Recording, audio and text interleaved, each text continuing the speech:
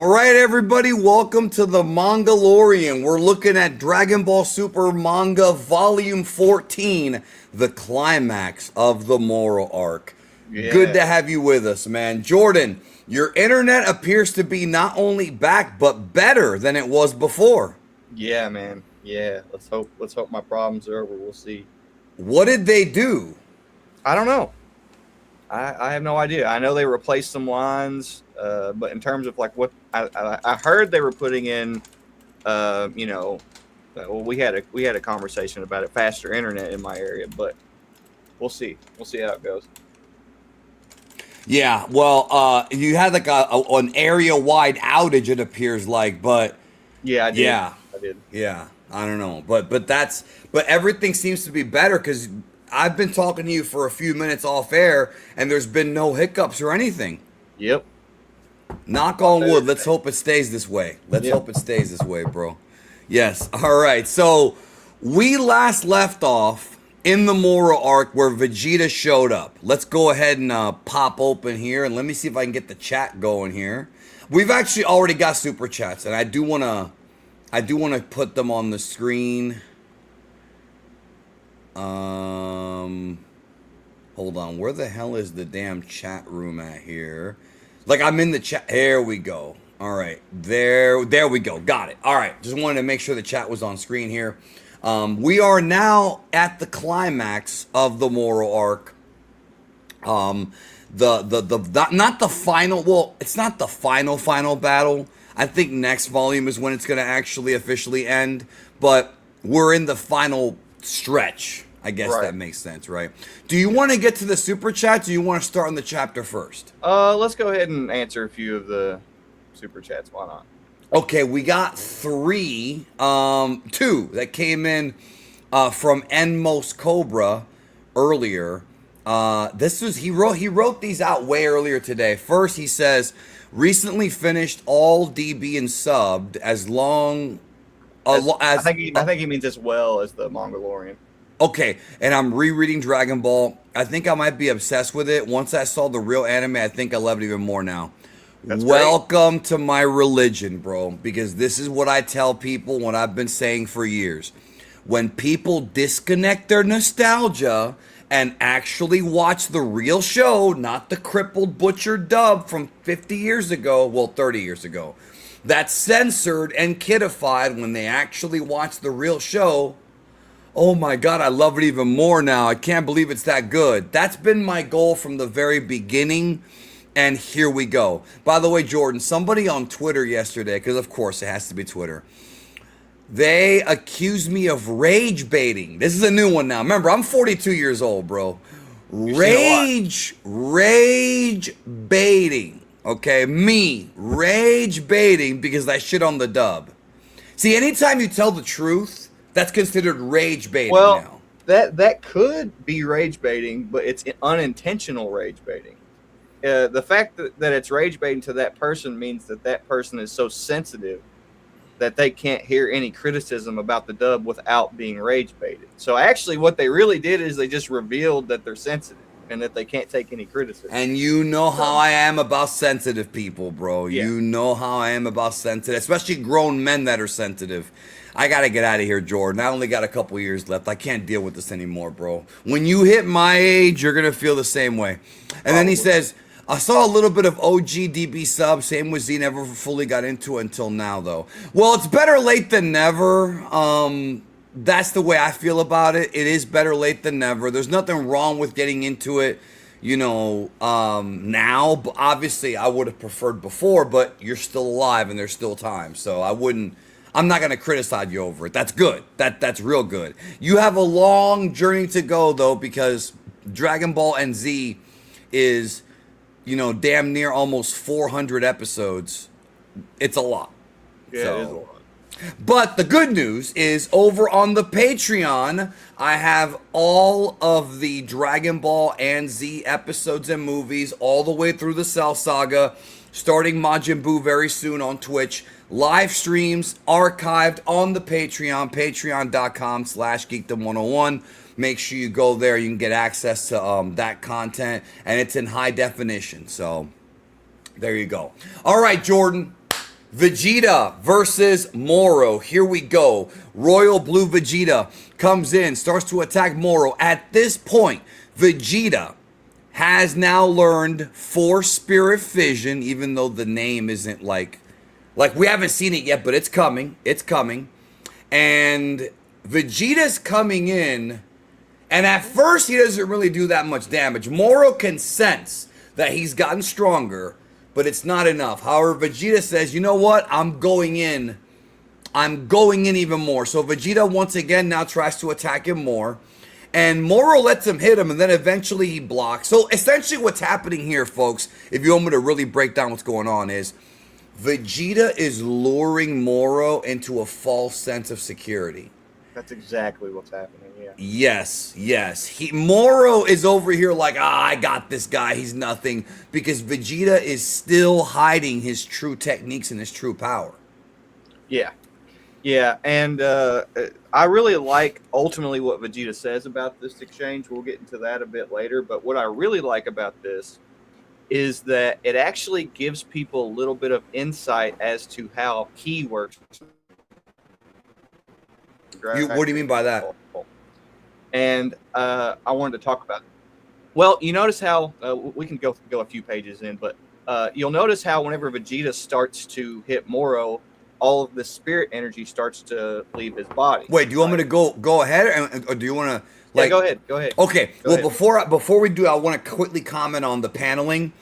I was looking at some Toriyama stuff yesterday, and again, while Toyotaro still has not hit Toriyama's masterful skill of paneling, he has improved quite a bit. And once again, I love how this looks with the color, with the full color. Because when we saw this in the black and white, Vegeta's royal blue didn't really pop the same way. Now not. You can really see it pop. I love that back fist right there, man.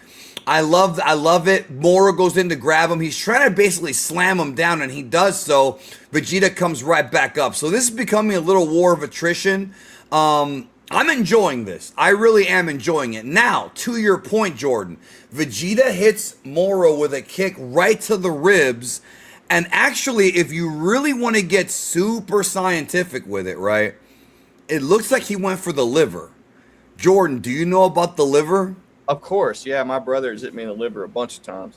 I've never been hit in the liver, and I don't want to get hit in the liver. He's been hit in the liver a bunch of times because he's an MMA fighter. In case you don't know, folks, getting hit in the liver is the most painful fucking thing you can get hit in. It's my brother, he is really big into martial arts, and one of the biggest things he jokes about is nailing me in the liver, or other people in general, just because he knows what damage it can do. But yeah, is this the same brother that's with the borderline chick? Because if so, he's got bigger problems in his liver. No. Well, actually, they're not even together anymore. But no, it's not that brother. Oh well, praise God for that one, bro. He had mercy. But okay, I was just wondering because I know you told me that story years ago, and I had a big smile on my face when I went through my borderline story. So.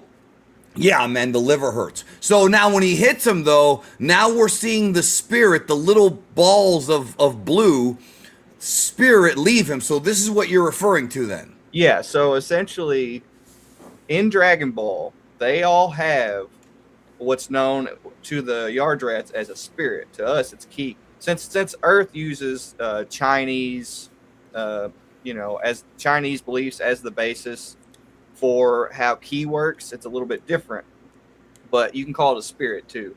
But anyway, we have a spirit within us that through certain forms of training and through certain concepts and stuff like that, we can increase the amount of energy that our spirit has, and a lot of that is due to like outside factors like breath, the foods we consume, how healthy our food is, how strong we are physically in terms of our body. Genki is what a lot of that's about. Yeah. So basically, what I really like about this is it kind of gives people a visual aid in terms of like what's within these characters that gives them their power, and that's their spirit. And that's something that I really, really like about this scene is like we know they put off energy, shoot energy blasts and stuff like that, but people don't really think about what's actually happening and why they actually have this power. And that's because they have literally like a ball of energy known as their spirit inside of them that they can increase the energy levels of. So, and that's kind of why, like, in the past, I haven't been so hard on the word spirit bomb for the Genki Dama, because, like, spirit bomb is not it's not an accurate translation, but it's not the worst translation. You know what I mean? Like, I think it's good enough to where I can say it's all right. You especially know what I mean? after the Yardrat thing, especially after the Yardrats call it spirit, that helps it a lot.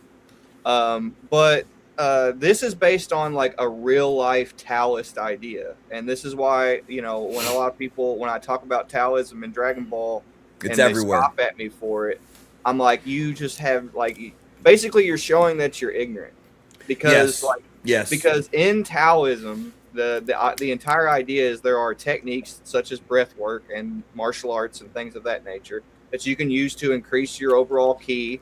And the idea is that eventually you can reach the realm of the gods. They actually believe that you could increase your ki to the point that you would not only become a god, but you would have an access to the realm of the gods, and you would get to exist amongst the gods as a Taoist deity.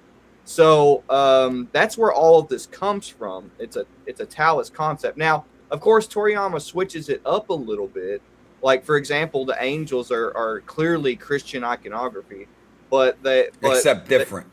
But they fulfill the role of the Taoist gods in terms of being like at the top of the food chain, as a side effect of having such a ridiculous amount of internal ki.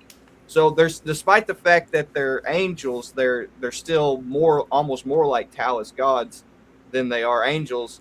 And Toriyama kind of uses the idea of being an angel and the idea of having to be neutral in the eyes of God to sort of draw a parallel between that philosophy and Taoism, because Taoism is all about neutrality as well. So Toriyama is very, very creative about taking all of these spiritual, religious threads and finding things that they have in common, and then playing on that within his story.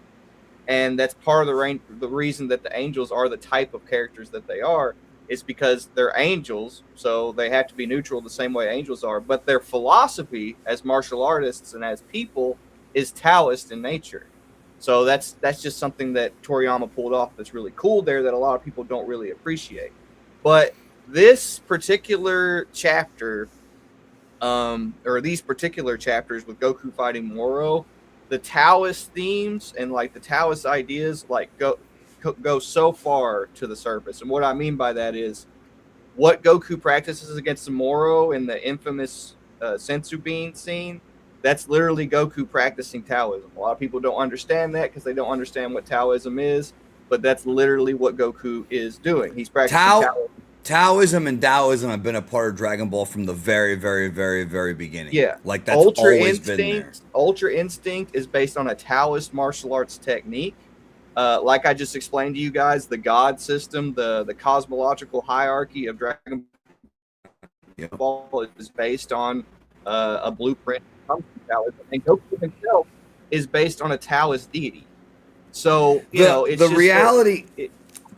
Go ahead. Yeah, go ahead. No, I was just gonna say the reality. All I was gonna say is the reality is that the more you understand Eastern philosophy, and this is repeated over and over again, the more you understand Dragon Ball. I mean, that's it. And the problem is that so many people who are casuals just saw the dub, which was very overly simplified, and never bothered to look deeper. And like I've said a million times, there's nothing wrong with being a casual fan of something. I'm a casual fan of basketball. I dug the NBA Finals this year. I saw actually I actually watched the Eastern Conference and Western Conference and the Finals. But I would never, ever argue with somebody who watches every game every season. I wouldn't do that. Just like it's not a good idea to argue with somebody who studies Dragon Ball when you don't. When you don't. It's all about humility, because there was a new one last week. So remember how you said that when somebody says that Taoism is not in Dragon Ball, that you said that you immediately know that they don't know what they're talking about, they're ignorant? Yeah. Canon. When I hear that word canon, instantly I know 99% of the time they're going to get it wrong. And the new one, Jordan, see, here's the new one now. We have a new gem. Gem. Did you know that Tarble is canon now? Oh, dude. Not when Toriyama came up with him in 2008 and designed him. Not when Toriyama wrote him into Dragon Ball Z Battle of Gods. Not when Toriyama wrote him into Dragon Ball Super Broly. No, when Toyotaro drew him as a kid in 2026, now he's canon, Jordan. I'd like to know, I would love to know who gave those people the authority to say that. Well, I was triggered over that too, dude. I actually messaged Griffin about it. I was like, "This is some bullshit," because I'm a Tarble fan. I think he's kind of cool as a concept, even though he hasn't been fleshed out much. Just like conceptually, I think he's cool and he has a lot of potential. So yeah, he's just a one-shot guy, really. Yeah. There's been nothing really fleshed out about him other than being Vegeta's brother and being from the Techian planet, which is why I like him, honestly. The fact that he's from Planet Tech is actually the reason that I think he has so much potential. But anyway, now he's canon. I did not like that. Yeah, I did not like that at all. He's canon now. Mm-hmm. Yeah. And then, of course, when you ask him, this is my favorite because it's always the same thing. So where'd you get that from? Who authorized that? Oh, well, everybody knows it. It's always the same thing, bro. Everybody knows it. You know what's funny, Jordan? About, I think, 2,000, 3,000 years ago, everybody knew the earth was flat. About 3,000 years ago, everybody knew that the earth was the center of the universe and that the sun rotated around the earth. It's amazing as to how many times everybody's gotten it right. It's amazing, bro. So Vegeta debuts Force Spirit Fission. Gohan and Piccolo are debating, wait a minute, are Vegeta's getting stronger or is Moro getting weaker? And the answer is both. Vegeta is, and here's lack of a better term, sucking the energy out of Moro. He's basically doing to Moro what Moro did to him earlier. It's just that he's using the Yardrat technique instead of just Moro's magic. So this once again goes into what Daima fleshed out. That demons use magic, people in the multiverse use ki. There's a counter to the magic that's ki. Yeah, and the magic that like Sun Wukong, for example, used in Journey to the West was based out of ki. It's like a Taoist. Like all the I pointed this out in the last episode. All the abilities that we see Yardrat do, the copies, getting bigger, and all that stuff. That's all the stuff the Monkey King did, and he can do that as a side effect of what he learned from his Taoist master. He has a lot of powers. And transformations. So what you're actually seeing here, once you have that context, what you're actually seeing here is you're actually seeing Vegeta use a Taoist like martial arts technique, and using that against a creature who is using magic. So yeah, this is like the abilities of the mortal realm versus the abilities of, demons, so to speak. Yeah, and I like it because he's got Moro caught off guard. And I also like it because, and I said this when this was first coming out, I'm so glad that they didn't just give Vegeta a new form here because we've talked about this, bro. I have form fatigue. It's become like Digimon, where the minute somebody's about to lose, they get a new form. And I don't want Dragon Ball to be like that. I have always loved about this Moro arc. I've always loved the fact that Goku and Vegeta learned better techniques. Yeah. Than Dragon Ball anything. needed that for a long time. Yeah, I agree. So we did an entire show about this. Jordan and I did about 2 weeks ago. Is there a good movie or anime that Journeys to the West? Yeah, there's a lot of them. In fact, there's actually more than you realize.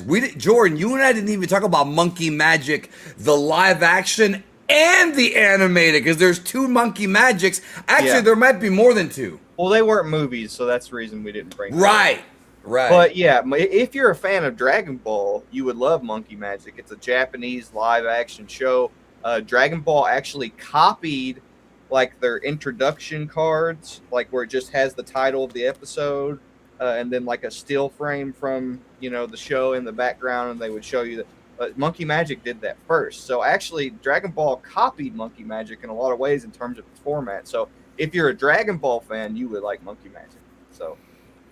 This is true, but Black Myth Wukong is cool. It is, but it's more like a sequel to Journey to the West. Yeah, and it's not. I mean, it tries to be pretty accurate, like in terms of like. I'll give you an example.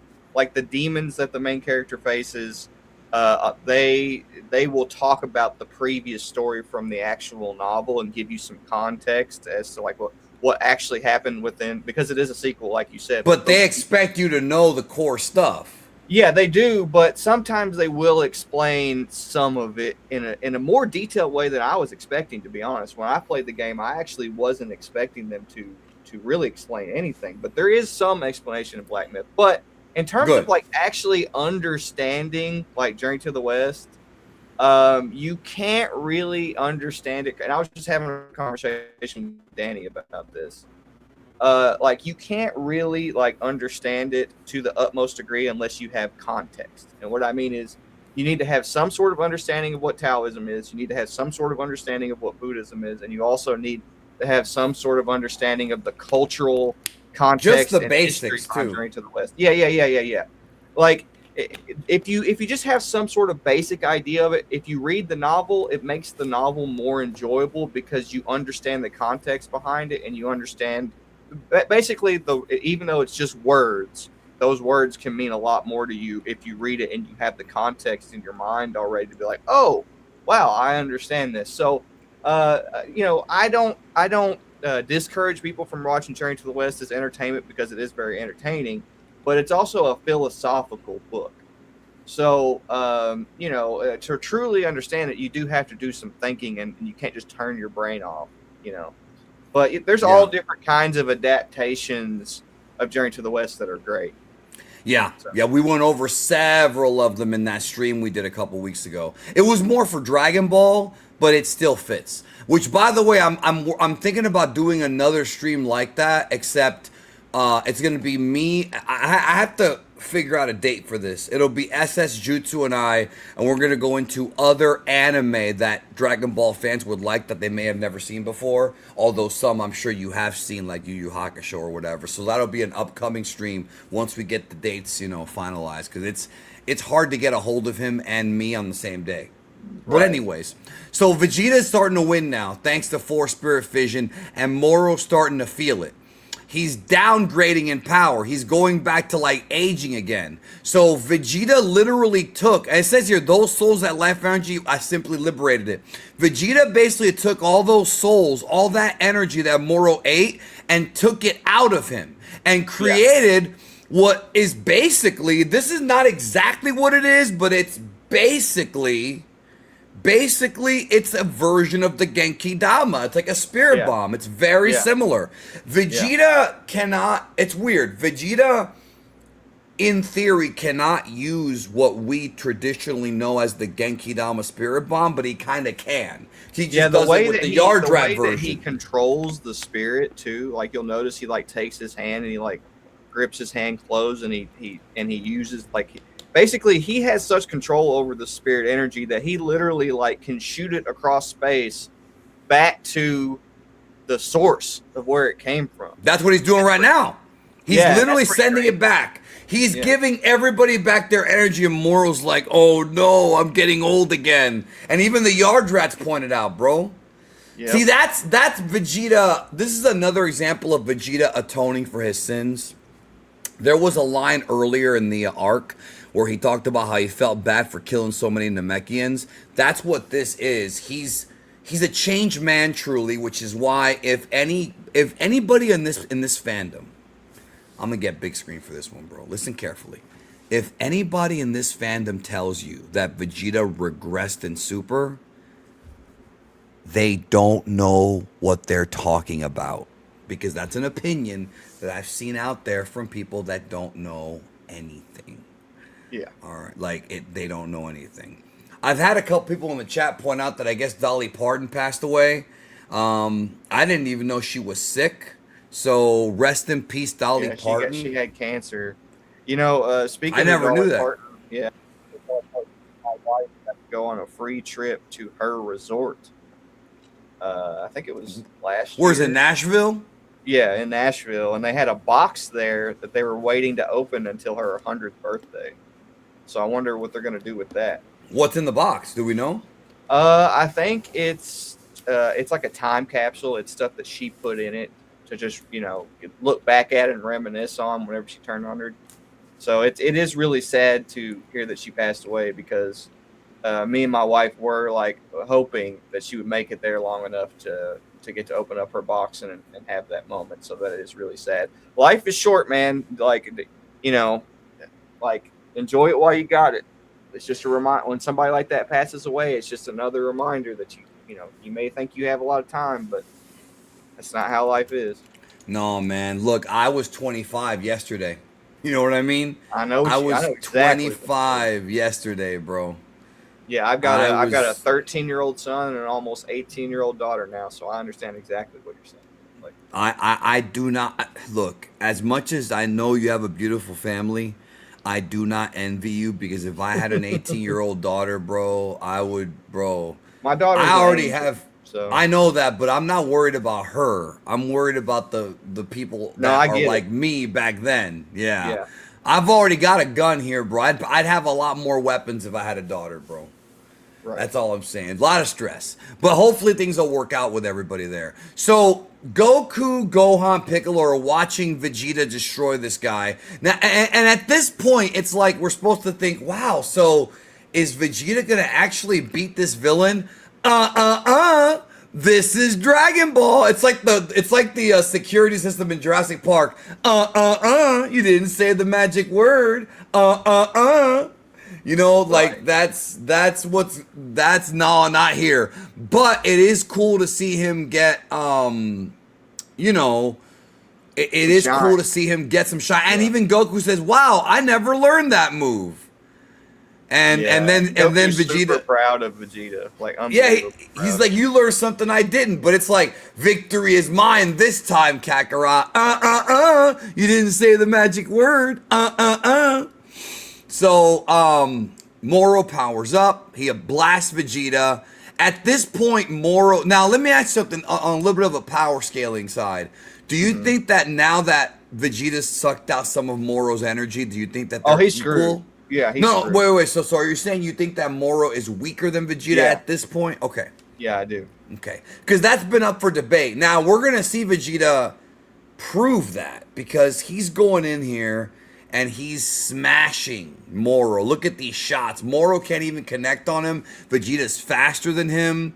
Yeah, I like what Vegeta says right here. He says, energy absorption, all that stuff, it doesn't reflect one's inherent power. All I crave is a fair fight. So yeah, he's talking about fusion and all that bullshit. He just wants to fight one-on-one. Right. Well, this also explains why Vegeta all this time hasn't really felt that he's defeated Goku.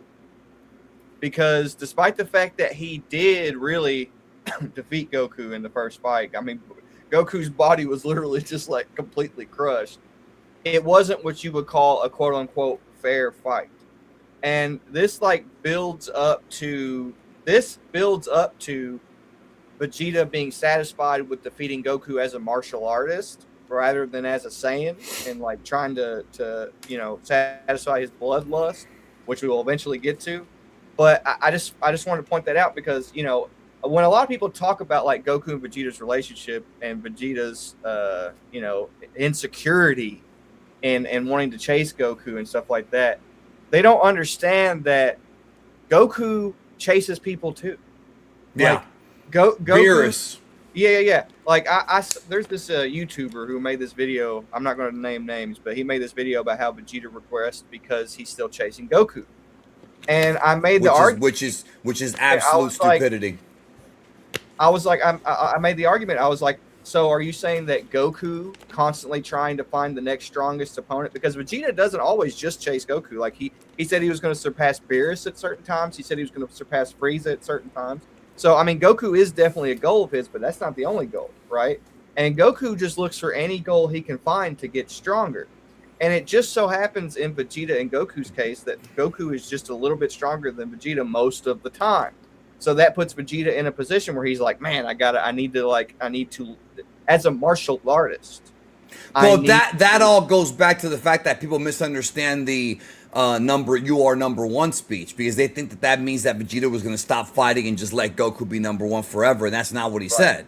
And I'm so tired of that being used as an argument when that's not what Vegeta said. When he said Goku was number one, has nothing to do with he was going to stop trying. He Never. was basically just coming to an understanding. It was his character arc. Yeah, he was coming to an understanding as to why Goku's methods worked and why they were good and why he basically gained an appreciation for how Goku goes about doing things as a Saiyan, because he realized that, like, you know, Goku's using this method in a way that sort of complements what they want to achieve as a Saiyan in a way that even Vegeta could have never have achieved had he not been influenced by Goku and learned these ideas and stuff like that. So basically he understood that Goku's ideas, his approach to things, were superior to his own at that point.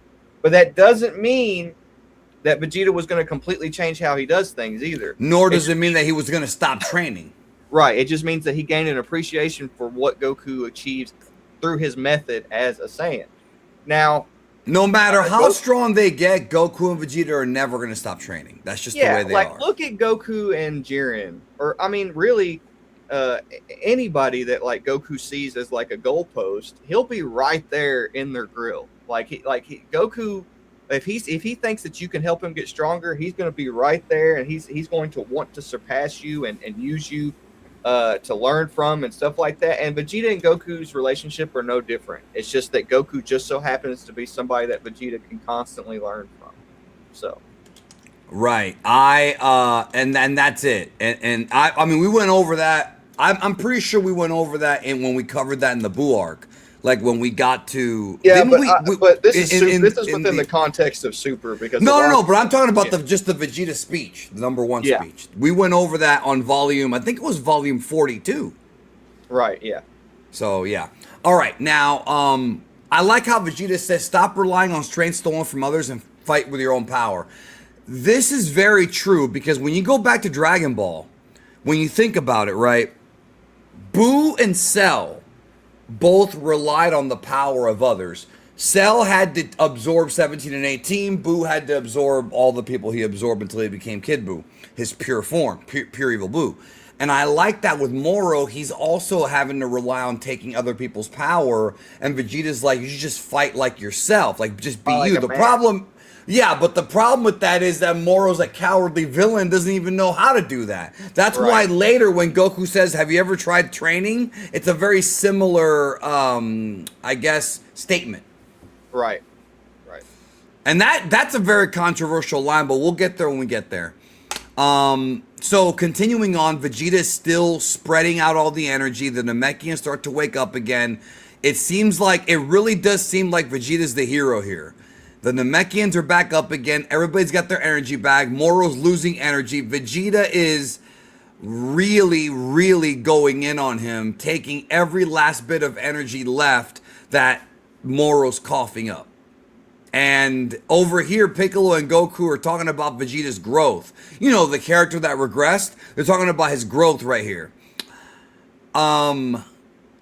And right here, it even says, this is what I was talking about earlier, how Piccolo says he means to wipe the slate clean by saving our universe from Moro. This is Vegeta in his own mind, once again, atoning for his mistakes of the past and trying to do good, trying to win some positive points. And the reason they make such a big deal out of pointing this out, despite the fact that we all know this, we all know that Vegeta has changed a lot. It's common knowledge. Everybody knows this. Common sense, too. But narratively, the reason that they're pointing it out is because they're trying to reinforce the idea that Goku's method of trying to save villains has worked and does work. And Vegeta is like the ultimate... He's the ultimate example of that. As a matter of fact, but he is treated as like the number one example of that within this arc. If it wasn't for Goku telling Krillin, I know it's stupid, I know it's dumb, but I want you to let this guy live because I want to fight him again someday, Vegeta would not be there saving Goku's ass. And that's the reason that they're pointing this out, is because they're trying to bring some validity, which they do this later on too when the controversial stuff happens. But they're trying to point out some validity in Goku's approach, and they're also pointing out the effect that Goku had on Vegeta in terms of like his principles as a martial artist, because what Vegeta is preaching here to Moro and the way that Vegeta feels about things as a person is a side effect of his growth as a side effect of meeting Goku. He's essentially he's developed as a mortal is essentially what's being implied. So yeah. I mean, I mean, you're not wrong. I didn't think of it as going all the way back there. Like, I'm not saying you're wrong. I'm just saying that I never thought of it going all the way back to like that moment in particular. Just more so them revisiting the entire arc of Vegeta. And to me, it's almost like a reminder of, hey, this guy really did change. You know what I mean? Like that's what I always find interesting. And Goku changed too, but not as drastically as Vegeta did. Vegeta's a totally different character. So again, the whole regression thing really makes even less sense in the Moro arc. See, look, like he literally, if you go back one page, he literally brings up the mass slaughter of Namekians again because they're trying to call back all the way back to when Vegeta was starting off as a character and point out that he was Moro. Like Vegeta at one point was Moro in some sense in terms of like what he did, you know. So that's what they're trying to point out here.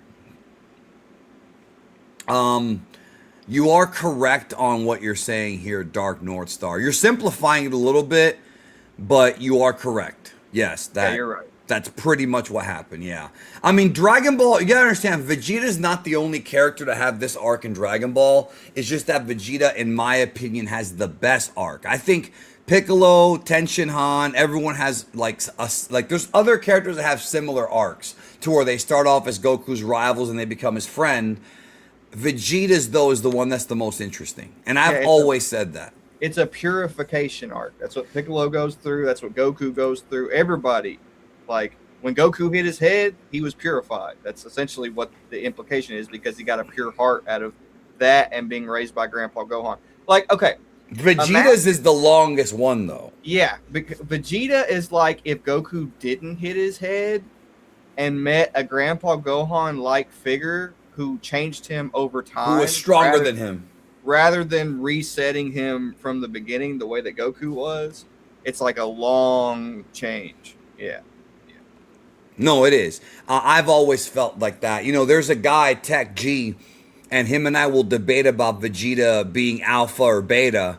And I've said this before. Vegeta, throughout the majority of Dragon Ball Z, not all of it, the majority of it is very beta. He becomes alpha in the Majin Buu saga when he atones for his sins and sacrifices himself to try to kill Buu. That was his arc moment. And then later on when he comes back to fight Pure Buu. But what I tried to explain to him is that, and this is something to think about here, because I think Vegeta fanboys, once again, bro, Vegeta fanboys misunderstand Vegeta. The fact that Vegeta's beta actually makes him more interesting. If he was just an alpha who did everything right, was a Gary Stu, and was just turned good one day for no reason, he would not be anywhere near as interesting as he is. He's more interesting at the fact that he has to teeter-totter between his savage side and his civilized side, and that he becomes more civilized as the series progresses. Yeah, I like that. Yeah, and the main difference between he and Goku is that he didn't lose his trauma as a kid. He didn't hit his head and have all his memories erased. Like Goku is like a blank slate. Like when Goku was raised by Grandpa Gohan, he was a blank slate. He didn't have any of the trauma of his past. Like basically, he was just like a brand new being that Grandpa Gohan completely sculpted in the way that he wanted to. He was an uncarved block, which is a Taoist term, by the way. Vegeta, on the other hand, was a carved block. He already had all this trauma, all this stuff that he went through in his past. He was already shaped and molded into something. And so the process that he had to go through to change into what he is now was going to be harder. It was going to be rougher because he had to actually break his own mold. And that is a very different journey than what Goku went through. So, and to King Vegeta's 7212's point here, The fact that he says, I really wanted him to be a good guy. The fact that Toriyama made you wait years for that, I think shows the power of always leave them wanting more. And that's an old storytelling trick. So if Vegeta had turned good in like the Frieza saga and was just a good guy and just became Piccolo, it would have been very boring. The fact that Vegeta stayed a dick for the majority of the series is what makes him more interesting. So I like this part right here where first Vegeta's like, you want this one alive? And Jocko's like, we were only keeping him locked up because nobody could kill him. But if you want to kill him, go ahead. Which is something that like a cop would never say. But much like what they said in Star Wars, Moro is too dangerous to be kept alive. Vegeta's the bad cop too, so he's asking the right person to do it, Like, Jocko knows that if he asks Vegeta to do it, that Vegeta's not going to have any problem, Yeah. Real quick, I don't want to go deep into this. He says, to me, Vegeta is way more relatable than Goku. Be careful with that, because I think some people say that and they misunderstand what that even means. I can't read your mind, but I've seen some people say that, and what they're actually talking about is like either a dubism or they don't realize that Vegeta was a mass murderer.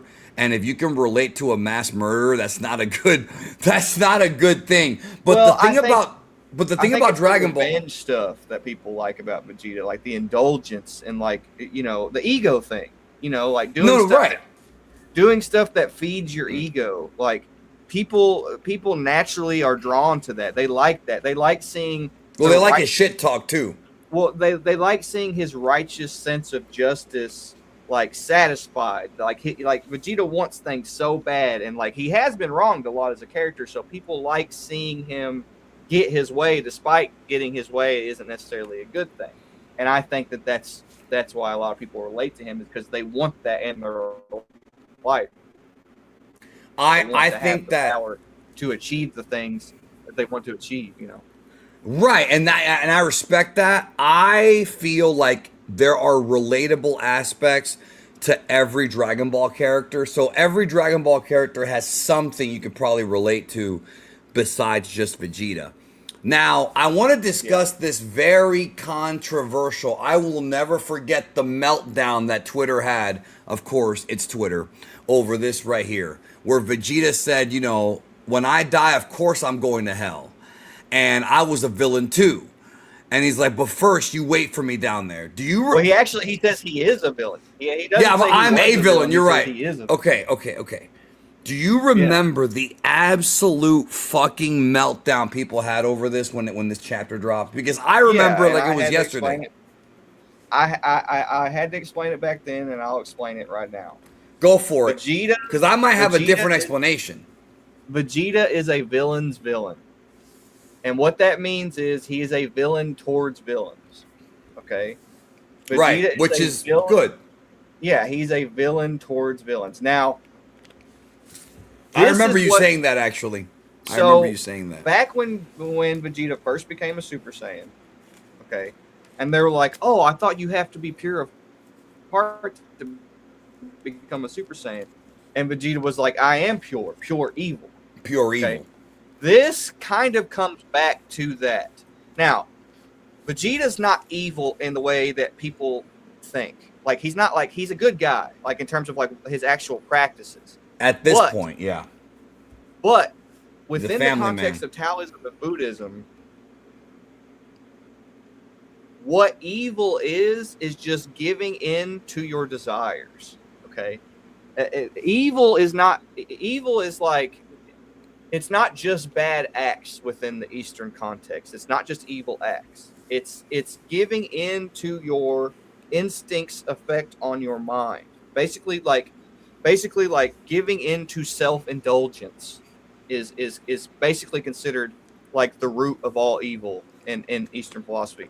Now, this can turn around and become something good, like Beerus, for example. It's like the opposite of discipline. Beerus is a force of nature, okay? And he's justified in his enjoyment of destruction because he looks at destruction as a means of rebirth, of creation, okay? So when Beerus is destroying, he enjoys it, but he enjoys it within the context of before creation comes destruction. Okay, that's not what Vegeta's thing is. Vegeta's thing is that he believes he is in the right wholeheartedly to the point of purity. Okay, which means what he's saying here is I don't care if what I'm doing is wrong because I consider it right. So what he's saying here is I don't. Which He's can like, I be an know I'm going to admirable go. trait or a bad trait, depending on what we're talking about. Yeah, You know? he's basically saying I don't care if what I'm doing is wrong and is going to send me to hell because I consider it right to the point of purity. Is basically what he's saying. This comes back to Vegeta's purity. Vegeta believes that his actions are justified to the point of purity, which is the opposite of Goku. Goku keeps intention out of the equation the best to his ability. But Vegeta believes that he is justified in his approach to things to the point of purity, and that has always been a consistent thing in his character. Now, what's changed here specifically is that the reason that Vegeta feels justified in his actions has changed. So originally, Vegeta felt justified in his actions because he was raised to believe as a Saiyan that his ideology as a Saiyan was justified, and that was the way of the universe. That was the way of the world. Like what Saiyans did was the correct way of doing things, and he was raised to believe that to the point of purity. He had a lot of pride in the idea and the ideology and the practices of being a Saiyan. Okay, but now he believes he's justified in his actions because of his guilt, and that's the difference. Now he believes he's justified in his actions, Which is why he calls himself a villain. Yeah, he believes that he is justified in doing this because he is atoning for his sins. So he's still just as pure as he's ever been, but his purity and the reason for his purity has changed. So, like a Knights Templar, for example, I always use them as an example for what the Japanese consider purity because they kill people, but they kill people for what they consider a righteous cause. Okay. They believe that God sent them to kill people, so they believe that they were killing for a righteous cause. Vegeta is no different. He believes that he is killing for a righteous cause, and so he believes that he is justified in it. So that is essentially what's being communicated here. A lot of people don't pick up on it because they don't factor in all the context from previous Dragon Ball. They just look at 2 pages and just go based on what they see like in front of their face. But there's a lot of context and a lot of build up to this moment. This moment is not meant to be taken on its own at face value. This is a conclusion to a lot of what's going on with Vegeta's character arc right now in Dragon Ball Super. So, but you can go ahead and give your explanation. Well, no, I agree with. Okay, so I agree with what you're saying in the sense that when he calls himself a villain, it's because of guilt. Like that's for sure it. It's not that he literally, it's what it reminds me of, Jordan, is in Pulp Fiction. One of my favorite lines in Pulp Fiction is when Jules, near the end of the film, when he decides he doesn't want to be a gangster anymore, he wants to just walk the earth like Kane in Kung Fu. Ironic considering that's a super relevant series to this and to everything we've been talking about, right? How he says, you know, I used to blow a motherfucker's head off, but I'm trying, Ringo. I'm trying. I've said that before to people. Vegeta's basically doing the same thing that he's doing. Like, listen, I'm a bad motherfucker. I've slaughtered people, but I'm trying. I'm trying not to be like that, but you're pushing me to be like that, even though now he's doing it for the good side. Somebody in the chat earlier, I want to highlight it. King Vegeta said, he reminds me of Deadpool or Wolverine. I would say Wolverine more than Deadpool. I don't see any Deadpool in Vegeta, but I do see a lot of Wolverine in him. And Wolverine's my favorite Marvel babyface, my favorite Marvel good guy. So there's that. But the other thing, Jordan, when I first read this chapter, and when I first read him call himself a villain, I just thought he was being sarcastic. Like, I just took it on face value and just said, he's probably just being sarcastic. I don't think he actually believes that he's evil, but I think he feels in his own head that he's done so many bad things that, like, it's almost like he can't make up for it, when in reality he has made up for it. How do we know? Because in Dragon Ball, when they wish back everybody who was killed since Babidi arrived or whatever, who was a good person, Vegeta, the dragon god, made Vegeta's halo disappear. We talked about that a million times, and Goku looks at him and goes, Yeah. your halo's gone. And that is because of Vegeta's that's purity. the audience. That's the audience. That's Toriyama telling the audience he's officially a good guy now. Like, that's what that means. Yeah. That's supposed to, and the reason he was brought back is because of his purity. Like, despite the fact that he does bad things, he's still a good guy and he still has good intentions. But there's a saying: good intentions are what pave the way to hell. Okay, and a lot of people don't understand what this means. But I'm going to break it down for you real that's quick. pretty deep right there, bro. Now you're going down a real deep rabbit hole. But go for it. Fuck it. So the difference between Goku and Vegeta is that Vegeta does selfless things with selfish intentions. Meaning, Yes. what you see Vegeta doing here is selfless. Okay. What Vegeta is doing here, he is committing a heroic act, but he is committing it with the selfish intentions of trying to atone for his sins. Okay. So he's not necessarily, and that's why it's so funny that Piccolo says that this is the first time that he's fighting for anybody but himself, because Piccolo's wrong. And Vegeta literally proves that he's wrong by saying what he says afterwards. But we're supposed to just see that as the reader and kind of be led astray a little bit, because Piccolo, he's seeing it from his perspective because he's been purified. But Vegeta just admitted, like, I'm a villain at the end of the day, and I'm going to hell at the end of the day.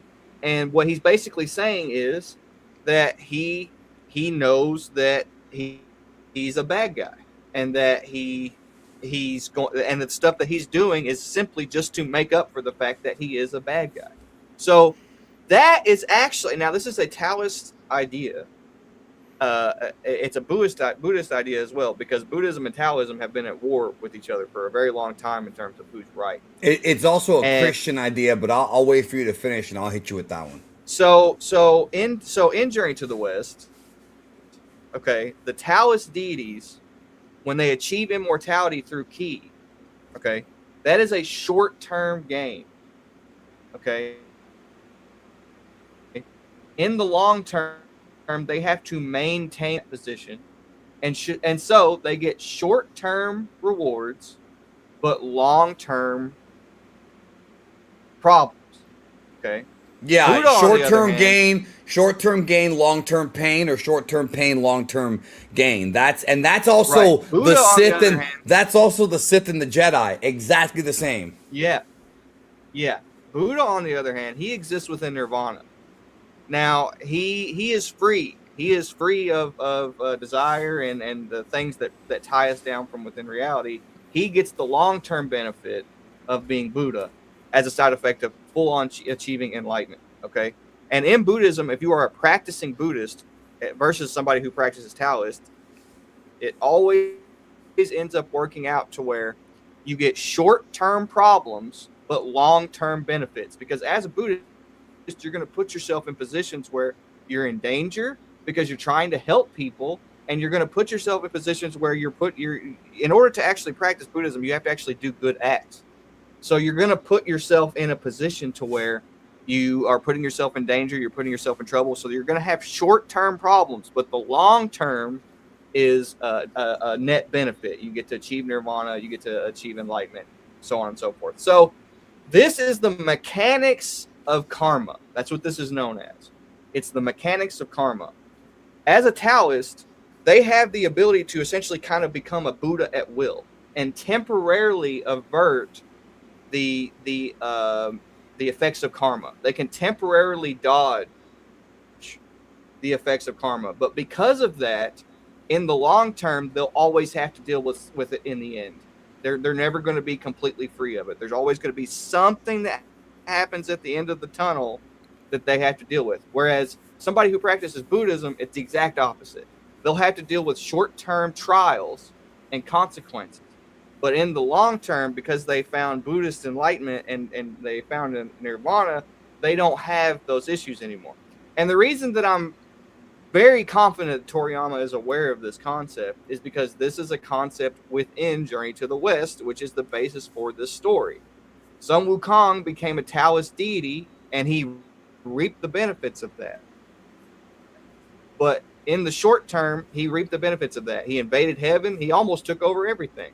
But in the long term, he was sealed under Five Phases Mountain and eventually had to answer to karma and samsara. Eventually, he had to answer to the laws of nature and reality.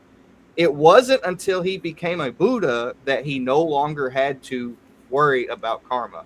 And in order for him to become a Buddha, he had to make the journey to the West and go through all of these short-term, awful trials that any normal person would have folded under easily. And so this idea is central to Journey to the West. If you do selfless things with selfish intentions, you'll get short-term benefits, but you'll get long-term consequences.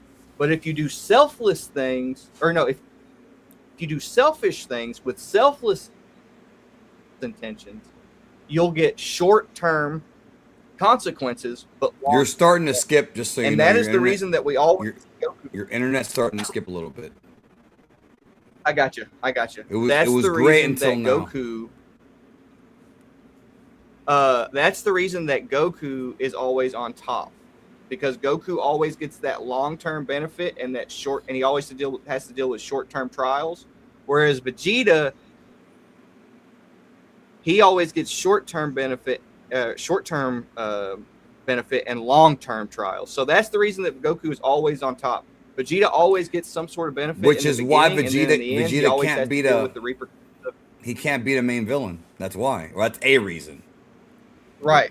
Not until he completely purifies himself of selfish intent, which I think they are building up to. And we talked about this a little bit in the last stream, but I think that they are building up to giving Vegeta his due. I do think that I think they are too, just in a different. I think they are too. The only thing I want to add to what you said, because you're the whole like doing selfish things selfless things with selfish intent, is that it's one of the things about the world's belief systems, whether it be Islam, whether it be Eastern philosophy, whether it be Christianity, is you see a lot of mirrors of the same ideas. So the Christian version of what you're talking about is something that Jesus says in Matthew chapter 7, verse 21 to 23. He says, "Not everyone who says to me, 'Lord, Lord,' will enter the kingdom of heaven, but the one who does the will of my Father who is in heaven. On that day, many will say to me, 'Lord, Lord, did we not prophesy in your name and cast out demons in your name and do many mighty words in your name?' And then I will declare to them, 'I never knew you. Depart from me, you workers of lawlessness.'" So that verse has been broken down. The same idea. It is. That verse has been broken down for centuries, dude. Like, I've seen entire sermons on just those three passages. And it's basically Jesus telling the followers, just because you go around saying you're a Christian and you follow what my teachings are, or you show the public that you're following my teachings, that doesn't mean that you actually believe and that you have a relationship with me. And that's why Christians always want you to have a relationship with God. So like, there's more we can break down there. I'm not going to go too deep into it, but it's the same idea where people will, and a lot of this has to do with people that like claim to be Christians for selfish reasons. Like a lot of the pastors that like use Christianity to take people's money and to scam them, like they're not going to get in. They'll sit there and they'll say, "But Lord, I ran a church that had 10,000 people." Yeah, but you did it for the money, not for me. That's the idea. So in Vegeta's case, though, I think in Vegeta's case, like we talked about, his arc is over, but it's not entirely over in what you're talking about. That he still has to, he hasn't, and this, we're going to go even more into this when we go into Beerus and Ultra Ego. That's the next arc, because this continues on in the next arc, what we're talking about. Yeah, the Vegeta. This is a build-up to Ultra Ego. That's what this is for, yeah. Yeah, and eventually, I think. Well, we both agree that they're gonna do something with Vegeta. I think involving Black Frieza that will complete this Me too. aspect of his arc. So, Son Kobe, thank Me you too. for the super chat. He says, "Hi guys, I'm having a rough time right now, so I just want to thank you for the distraction. That's why we're here, bro, to keep you away from life's problems. Vegeta's the perfect anti-hero. Hype for October. Greetings from Germany." Yes, indeed. Die bar die. No, it's German. It says D bar D. Surely no one who speaks German can be evil. Anyways, I almost went out there, bro. I might actually have to go back out there at some point to Germany. I mean, so okay, Cool. so let's continue here. So we're behind. So Moro basically tells Vegeta that I still have my magic. I'm not giving up just yet. So he blasts the furnace out of the ground to get out of there as a distraction so Moro can escape. So Moro literally just used that lava as a distraction to get out of there. Vegeta's chasing him, but that's not why Moro's going up there. So he blasts this dude, and he barbecues him. You see it right there. Now, this is awesome. So he uses this beam to like freeze 7-3 just Paralyze in case. him. Yeah. Yeah, paralyze him. Yeah, and then he says, "I planned ahead and kept backup inside you just in case."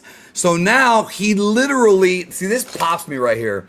It's not just that Moro turns him into an energy ball and eats him. No, he literally picks him up and swallows him whole, bro. This is like a sword swallower, bro. Like, I'm not gonna do that right now. It looks pretty gay, but you get what I'm saying, right? Like he just swallows this dude, bro. He doesn't even turn him into energy. Yeah, I like that there was no hint of this at all. Whenever I first saw this, I was completely flabbergasted because there was no hint that Moro could do something like this. Not even a little. So I love it. Yeah, you didn't know he could just eat the guy? Like literally eat the guy? Yeah. Yeah, there's no hint at that. There's nothing suggesting that he's capable of absorbing people like that. Like, no, you're right. He turns you into energy and then eats the energy. He doesn't eat you. Yeah. So he does it here. Yeah, very sad. I actually can't wait to see this in anime format. So Vegeta tries to fire blast quickly. There's a big explosion, and now we have a problem. So once again, Vegeta's this close to getting a victory. This close. I don't. There's no reason for the anime to change this, bro. I think he's being sarcastic. I mean, he might be, but oh no, because I see what's happening. Because my God, okay, yeah, I see the whole chat. No, I don't think they're gonna change it. But so now it says, wait a minute, Moro's chi is back to normal. So now all that energy that Vegeta took from Moro, he just got it back by swallowing 7-3, and he transforms back into whatever this form is, his young form, or whatever. Now he's got the humanoid form. Yeah, he's got a six-pack now, and he's got the blue orb in his forehead. So now he not only has the combined power of Moro and 7-3, he now has 7-3's abilities with his magic, which means copying people's techniques and aura. And that's a very, very dangerous thing. At this point, Moro is pretty much the most dangerous villain they've encountered up until this point, just because of his abilities. Like, he's got hacks right here that even like Majin Buu would have trouble with. You know what I'm saying? Right. Yeah. And the chapter ends there, bro. So that's that. Now we're in trouble. So they're over here like freaking out. It says here at chapter 62, Edge of Defeat, because now Moro is back to his full strength. So Vegeta's like, fuck it, I'm gonna go after this guy aggressively, but Moro's also got his speed back. Vegeta can't connect with any of these shots. Moro's dodging him. And now Moro picks up on the fact that in order for Vegeta to take his power, unlike Moro's magic, Vegeta has to touch Moro. Pause. So in order for Force Spirit Fission to work, I've done a whole video about this, Vegeta has to make contact with you, whether it be a punch or a grab or a slap. Moro's magic to drain your energy, he does not have to touch you. Which I always thought, once again, it goes back to like magic versus ki and all that stuff. Yeah. Brother, I'm not answering this on the stream. Go watch the videos. All right, so now they're saying that you absorb Sephiroth's abilities, but it says it only lasts 30 minutes. We have to run the clock out. And now Moro says, no, there's no time limit. So no more of that. All right, Hayden says, my favorite Moro design looks amazing. I love the fact that he's got the goat. Like his profile picture is a literal goat. I don't know why, but he's got the funny looking goat, sense. Bro. No, but it's just his goat is funnier than this one. Boxcar Graffiti says, for Moro is my favorite villain, then Kid Buu, and I'm a 90s kid. Love this arc. You're into demons then, bro. Where would you rank Goma? Please don't shit on my boy Goma, bro. Goma was a lot of fun. Jordan, a lot of people didn't like Goma, and I get it. He's underwhelming compared to some other villains, but I thought he was a lot of fun. Jordan. Yeah, I mean, he was a light-hearted villain. He was a light-hearted Daimo villain. was a light-hearted I think story. That's what people didn't like. Right. True. So now Moro gets behind Vegeta, and we know what happens when Moro touches men from behind. That's right, folks. I'm going to be milking that joke just like I did in 2020 and 2021. That joke is getting milked. Like fucking Moro's goat nipples. That joke is getting milked. So he gets behind Vegeta and touches him. And you know what that means? He's got his copy ability. So now, guess who's got Force Spirit Fission? Guess who's got the Yard Rat powers? Moro. And now he puts a hurting on Vegeta. Now all the Vegeta fans are really, really upset. He fires what looks like it's a version of the Big Bang attack, but it's Moro's version, so it's a blue energy.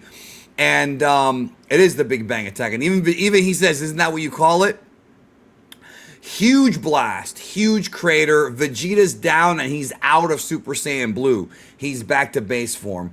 At this point, dude, I don't know, man. At this point, it's game over. You know what I'm saying? Like, I mean, it looks like it's game over. I mean, it sure seems that way. Right. And Piccolo points out that they've got fusion, the Potara. There's other ways they can do it, but right now they don't know what to do. They do not know what to do because Moro's never been this tough. Dende wants to go down there. Krillin has Senzu beans to help because the idea is if you give Vegeta a Senzu, he will not just power up, but also he will get a Zenkai, presumably speaking. And so here comes Gohan and Piccolo that are really just going to be there as distractions. Moro just knocks them around like nothing. Moro fires a Ki barrage, which is more Vegeta type moves, although it's not the same thing. Gohan gets blasted. Piccolo's trying to stretchy arms. I'll tell you what, Jordan, this panel right here I think is super underrated. Not just because I love Moro's pose, but I love Toyotaro doing Piccolo's eyes like that. Like, this is an underrated panel, bro. Yeah, he looks so goofy. Yeah, he looks so goofy.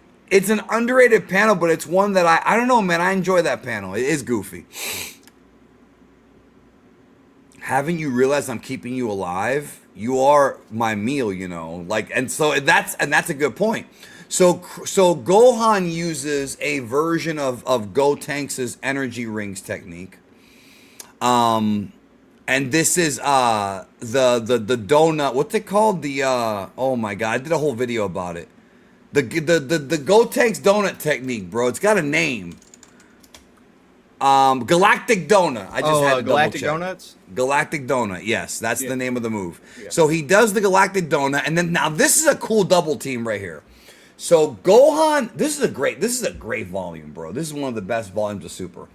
Gohan does the Galactic Donut, and then Goku teleports in and does a warp Kamehameha. So we're literally seeing two Legendary moves executed by father and son working together. First, he traps Moro so he can't move. Then Goku warps in, warp Kamehameha. So you've got a throwback to the Buu and Cell sagas. I fucking love this.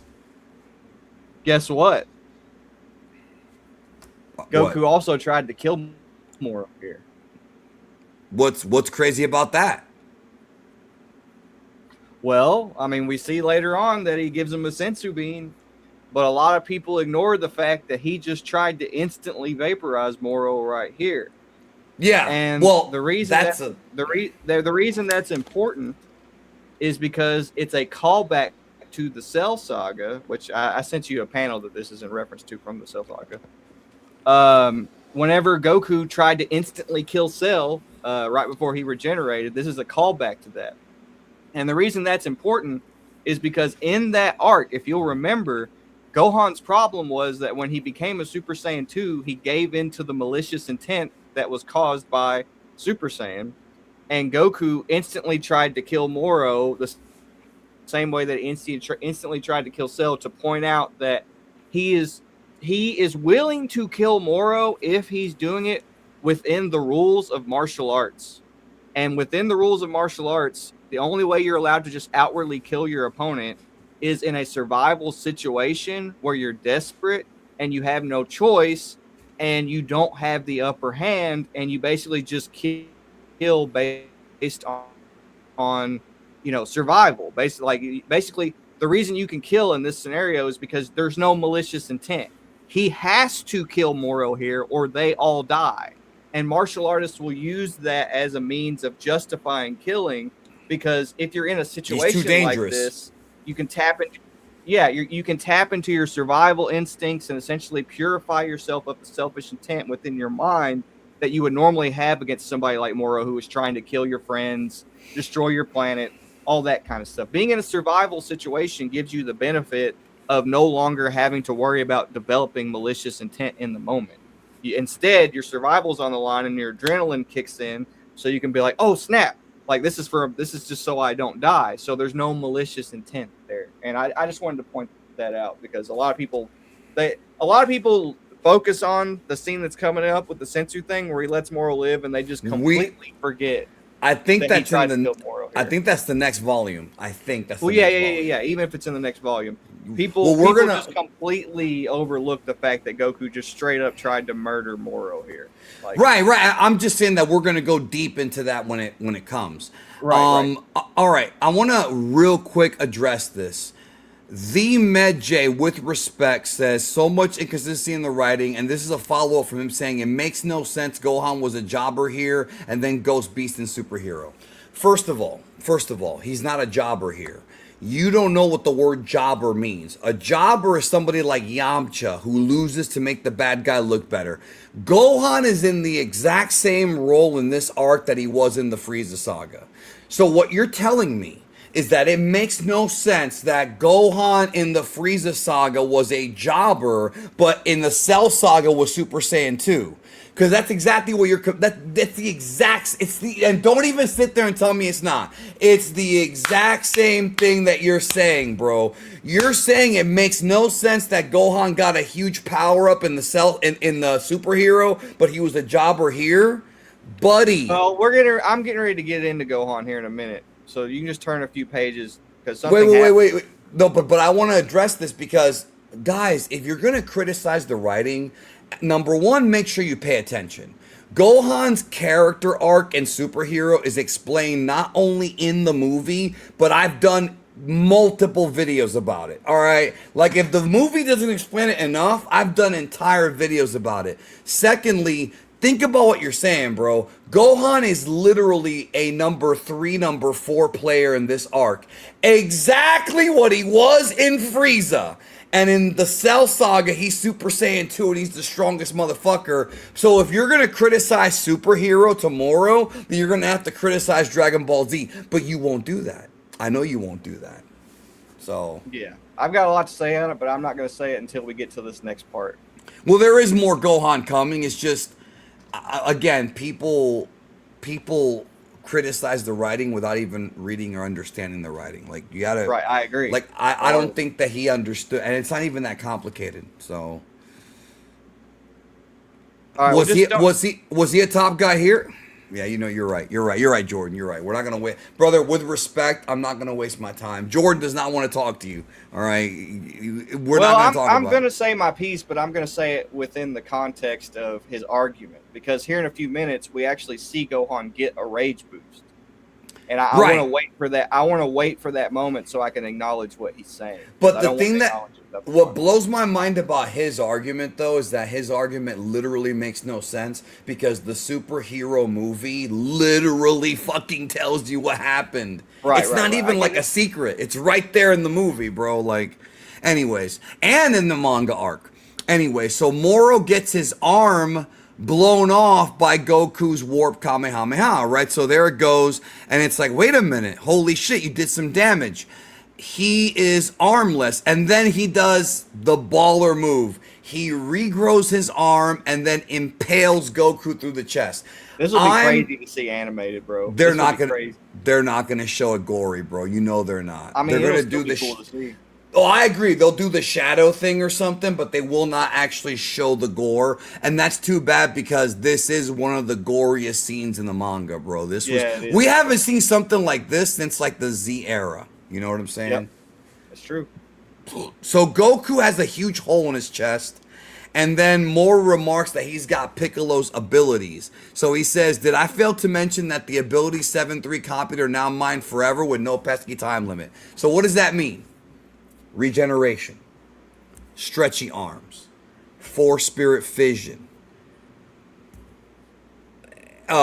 energy manipulation, and magic. Who can stop this guy, bro? Yeah, he's broken. He's definitely broken. No. Like, this is, all joking aside, this is a serious problem here. This is a serious villain. We got a super chat here. Let me get it here. From Hayden. He says, my favorite panel from the Moro arc tied with another one. Well, when that other one comes up, make sure you let us know. I guess he's talking about the impaling one. I mean, this is a legendary panel. Like, everybody talks about this to this day. So Goku's down. He's bloodied up. He's gushing blood. It's over. So now Moro's about to finish him off. Here comes Gohan attacking Moro. Here's the jobber Gohan coming in attacking. I'm being sarcastic, by the way. I'm clowning that one guy. Attacking Moro. It does no damage because Moro's way stronger than Gohan. He knocks Gohan down. And then Moro says, it seems that Saiyans receive a power boost when enraged, but hardly enough to fill the chasm between us. So even though Gohan did get a rage boost, it's still not enough. So let me explain to you the difference between this moment and Superhero. Okay, just so we can acknowledge the whole inconsistent writing thing and just nip it straight in the bud. It's a bad argument, just in and of itself. Let's just nip it straight in the bud. When Gohan got Gohan Beast in Superhero, we see Piccolo give him a Sensu Bean and say, not only do I want you to eat this Sensu Bean, I want you to charge up as high as you possibly can, higher than you've ever charged up in your life. Like, I want you to power up full power, or just whatever you have to do. Like, I know that you have the power within you to stop Cell Max, so power up to max as far as you possibly can. Okay, that is not the situation here. Gohan is completely out of stamina. He's used up most of his ki. Gohan is not in the shape here that he was in Superhero, and the situations aren't the same either. In Superhero, the reason that Gohan got that boost, the beast was awakened, so to speak, is because he knew for a fact that Piccolo was about to die. Gohan has such faith in Goku that very rarely does he assume that Goku is going to die. He also trained off screen and admits to it. Yeah, he did. He trained off screen. That's true. And he admits to it. Everybody forgets that part. But Piccolo was actually, he was in a situation to where there was no recovering. Gohan makes multiple speeches about how he believes in his dad and how he thinks that his dad will come out on top in any situation. So he has so much faith in his dad that it's hard for him to feel the same sort of emotional shock that he did whenever he saw Piccolo being killed by Cell Max. So there's different factors at play here that make the situation completely different between each other. Like Gohan is not in a situation right here to where he could get into Gohan Beast, like not at all. It's the thing that you're claiming that makes this inconsistent writing is just not. It doesn't exist. Yeah, no, even if Gohan was an actual jobber, it's not even the same thing at all. Considering that the minute that Gohan says I've been training off screen, that pretty much eliminates anything where it's inconsistent. Like just that line right there is like, oh, okay. That's it. Like, and you can choose to not accept it if you don't want to. Dragon Ball fans have a hard time accepting reality to begin with sometimes, but I mean, I don't think it's all that crazy to believe that Gohan trained off screen. I really don't. No, it's not. Now, I will say this, something I never noticed the first time I read this chapter. Moro knocked out some of his teeth, bro. Are you seeing this? Yeah, I saw it. Yeah. Look at that. Good thing he has a good dentist. He broke, and the Dragon Balls. And Dende. Can Dende regrow fucking enamel? He broke Gohan's teeth, bro. That's a motherfucker. I never noticed that. Yeah. It'd be cool if like Toyotaro did like a picture of like Dende restoring his teeth with like a dentist outfit on or something. That'd be awesome. That'd be awesome. So, okay. Fun. So what's going on now is Piccolo just, Dende's talking to him. Yeah, right. And then he says, "No, Dende, no more telepathy," because apparently Moro can now, like, I guess Moro could always read minds. He can tap. I was gonna say tap into the radio waves. You know what I'm saying? Yeah. So he's like restoring energy, and the Mechian moving toward us. Now you know what happened when Frieza found out that Dende was a healer. He took out the healer. That was the first thing he did when he went in his final form. When he went bang, and then Dende died. So it seems like Moro's doing the same thing. So he fires a blast up. Now this is interesting. Instead of trying to kill Dende, he creates like a dome, like an energy dome to keep Dende out. This is a pretty cool little technique that we don't really see very often. It's a version of a barrier, but it's not exactly a barrier. I guess it is. It's a lot like the barrier the Angels made for the Universe 6, Universe 7 tournament, except it's made out of magic instead. So, pretty cool. Brother, I know you said earlier you love my videos, but you should probably try watching more of them. This, first of all, Toyotaro never fought over... Toyotaro was never fighting over rights with CEOs of Bandai. I don't know what you're talking about. I don't know who told you that. I wouldn't even entertain it. I've never said that before. I don't even know what he's talking about. Just watch Danny's videos about. Just watch my videos, bro. If you say you watch my videos and I was there for the drought, just watch them all, because clearly you haven't. If that's what your conclusion is, because I don't know what Bandai. What are you talking about? All right, Kiryu says, "I love this panel. Moro stabbing Goku with an honest-to-God smile on his face. Peak villain material." Yeah, Moro's a bastard. Unquestionably, he's a bastard. And that's what makes him interesting. Oh, okay. Well, thanks, bro. Thanks for not watching me for 2 years. That's real nice of you, bro. That's real kind of you.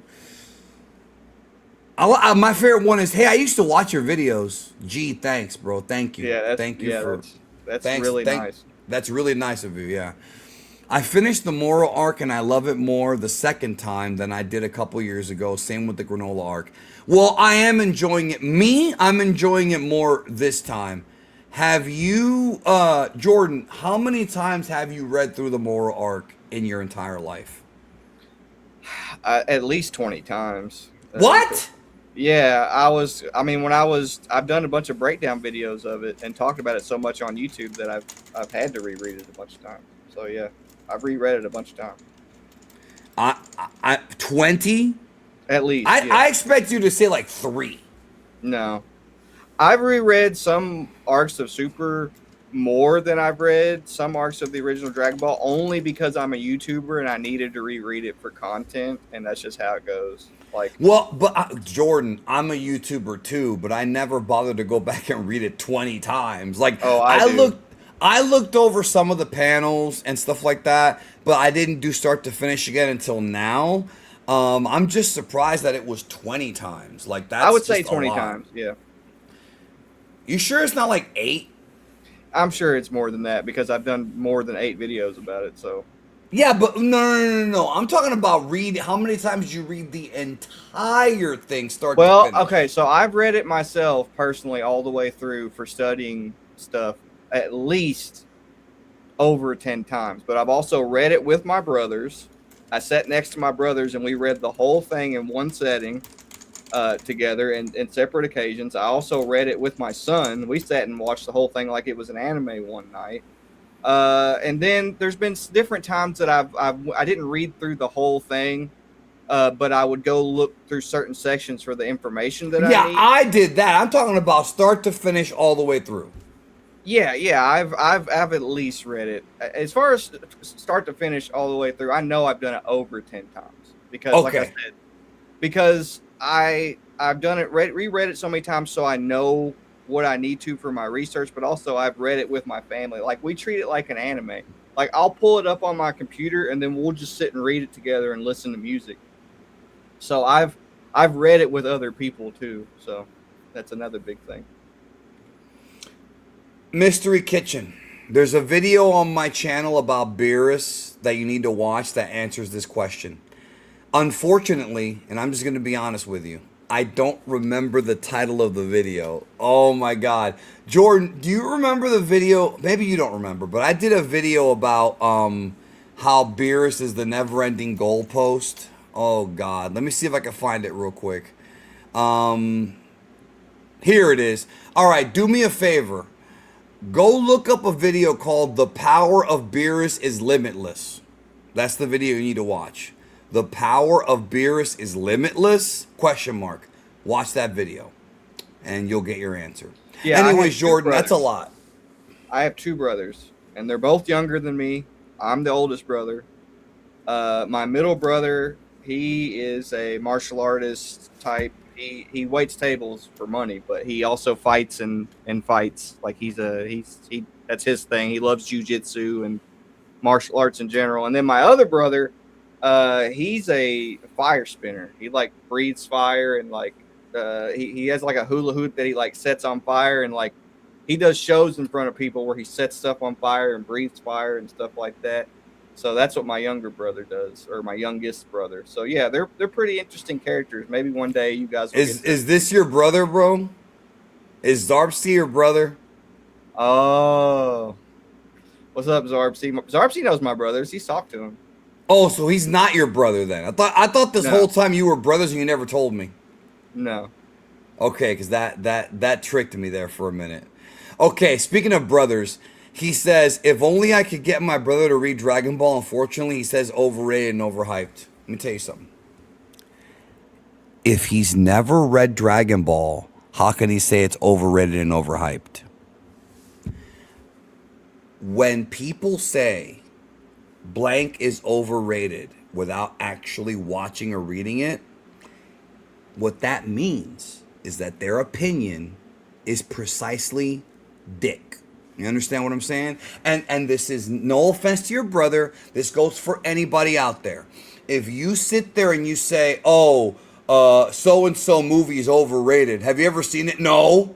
GT sucks. Have you ever seen it? No, but I read it on Instagram. No, your opinion means dick. And I don't want to fucking hear this pussy ass Gen Z fucking, well, all opinions matter. That's all bullshit, bro. That's all. No, all opinions do not matter and they're not equal. Because if you have an opinion out of ignorance, it's not equal. So Right. anyways, tell your brother to stop being a bitch and read the manga. No offense, of course. Respect to you and your brother. Someone's gonna take this. Somebody in the chat's gonna take this seriously, bro. They're gonna think that They're gonna take this whole thing seriously, like I'm cussing out his brother for real. Even though it does irritate me when somebody says that something's overrated when it's not. Anyways, so Moro creates a barrier, right? Whatever. He now knocks Jocko and Piccolo away, and I like this right here, bro. He does the fucking. This is like the Joker in Batman '89 when he's killing Boss Grissom and he shoots the gun over his back. And over here like this, like look at this, bro, so nonchalantly. They better not change this in the anime, bro. Yeah, dude. Yeah, Moro's a badass here for sure. He's hilarious, bro. He's hilarious. Piccolo is injured, and guess what? He's powering up right now. Piccolo is preparing to hit Moro with this technique, which is called the Gekiretsu Kodan, which is Fury Light Bullet, otherwise known as Light Grenade. And he's powering it up, and then guess what happens? Bam! He gets hit with his own fucking move! That sucks, doesn't it? Yeah. Yeah, I think it's cool because, Piccolo it's awesome. Piccolo relished so much in killing Goku with the special beam cannon. This is Makanko Sapo is what you're trying to say. This is kind of like a full circle moment. So I like it. Yeah. And so so Piccolo is injured badly. And you're right, that is a full circle moment. Kiryu left another super chat. Thank you for your generosity. He says, I've gone out of my way to read Moro over 5 times. See, that's what I was thinking for you, 5 times. Well, I do manga. So that's what we're talking about. Oh, you mean you do your own manga? With yeah, Dark so Soup. I reread it for that sort of research purpose as well. So you got to keep that in mind. Like I'm a little bit different than the average Dragon Ball fan because I do Dragon Ball fan manga, and I'm writing based on plot points that exist within Dragon Ball Super. So I have to know my stuff. Like I can't, like I really have to know things. Well, if you're going to do fan manga, you got to do it right. Like you can't just, you have to really study and know the source material. So I've read Dragon Ball Super a lot, and I've read Dragon Ball as a whole a lot. But as far as like individual arcs, I probably read the Moro arc almost more than any arc, just because I'm doing a story based around the Galactic Patrol and that type of thing. So Jordan, why are people? What is this? Jordan is your young brother. What is he? I'm confused. Are people like trying to say that they're your brother to fuck with me? Is that like the is that the new thing? I think that is what it is. Yeah. Okay, because I'm your little brother. No, that I don't think it has anything to do with you and me. I think because you mentioned you had 2 brothers, I think they're trying to fuck with me and say that your brothers are in the chat. I don't know, but maybe you're right. Maybe you're right. Maybe I'm wrong. I have no idea. No, Jordan. So your brothers. Okay, so your brother. One of them is into martial arts. Is he? And you said he's not a Dragon Ball fan, or he is a Dragon Ball fan? Well, he watched Dragon Ball back in the day, like when we were kids. We watched it together, but he isn't a modern Dragon Ball fan. He hasn't really had time to get back into Dragon Ball. I'm the one that's always like, hey man, check out this new stuff. Like my brother's had a rough life. I'm not going to get into the details of that, but he's had a lot going on, so it's really hard for him to get into anything really. But no, that makes sense. What do you think about Diddley wanting to be your brother? Everybody wants to be your brother now. Hey, you guys are my brothers. Yes, so. Yes. You're all either my brothers or my kids. So. Right. Anyways. All right. Let me hold on. Let me answer this guy. I'm answering the mystery kitchen in the chat. He's like over here asking questions, and I'm trying to answer them, but I can't answer them because we're in the middle of a stream, so I can't answer everything. But I answered this one because we're already behind. Actually, we're about halfway through, right? And yeah, we're about halfway through. But so Goku, Gohan, as you can see here, a lot of the main characters are laid the fuck out. Dende manages to use his power. It's not Dende, actually. It's not? It's Who opened it? It's Merus. Merus. That's right. He's in the next. That's right. I forgot all about that. Cause I knew he was coming to save the day, but I forgot if it was this soon. Okay. Yeah. So Merus opened up the a hole, I guess you can say. And now, and then I like how he says it's you, but Toyotaro does not reveal it yet. Like, we know it's an angel, but he doesn't reveal it yet. You know what I mean? Space. Yeah. Yeah, right, on purpose. And I like that because even I was fooled because I knew that he got involved around this time, but I didn't know it was actually right here. So Jocko's over here like scared to death. You know what I mean? Yeah, he should be. Yeah. But this is actually the most brave we see Jocko, like really considering. That makes sense. I would agree with that. Yeah, I would agree with that. So he blasts Moro. Moro's like, wait a minute, what? And then he's like, what's going on here? He's like, wait a minute, there's something else going on here. And that's when he realizes that Merus is there in his Galactic Patrol garb, magically, with the gun. So, what is it? Merus is just a dope-ass character. I just love this moment. Like, I'm just a big Merus fan, so I love this moment. Cool. No, I like this a lot, too, and I like how we see him in his angel form, and then we see him in his Galactic Patrol uniform, and we can put two and two together. I mean, everybody put two and two together, but they're still somewhat keeping it ambiguous. Like, the audience knows that Merus is an angel, but we already had those panels a few chapters ago where they talked about how he can't get involved, and he can't get involved. That's the big, twist. By the way, I put a poll up in the chat here. Wait a minute. Did the poll even go through? Because I've got a.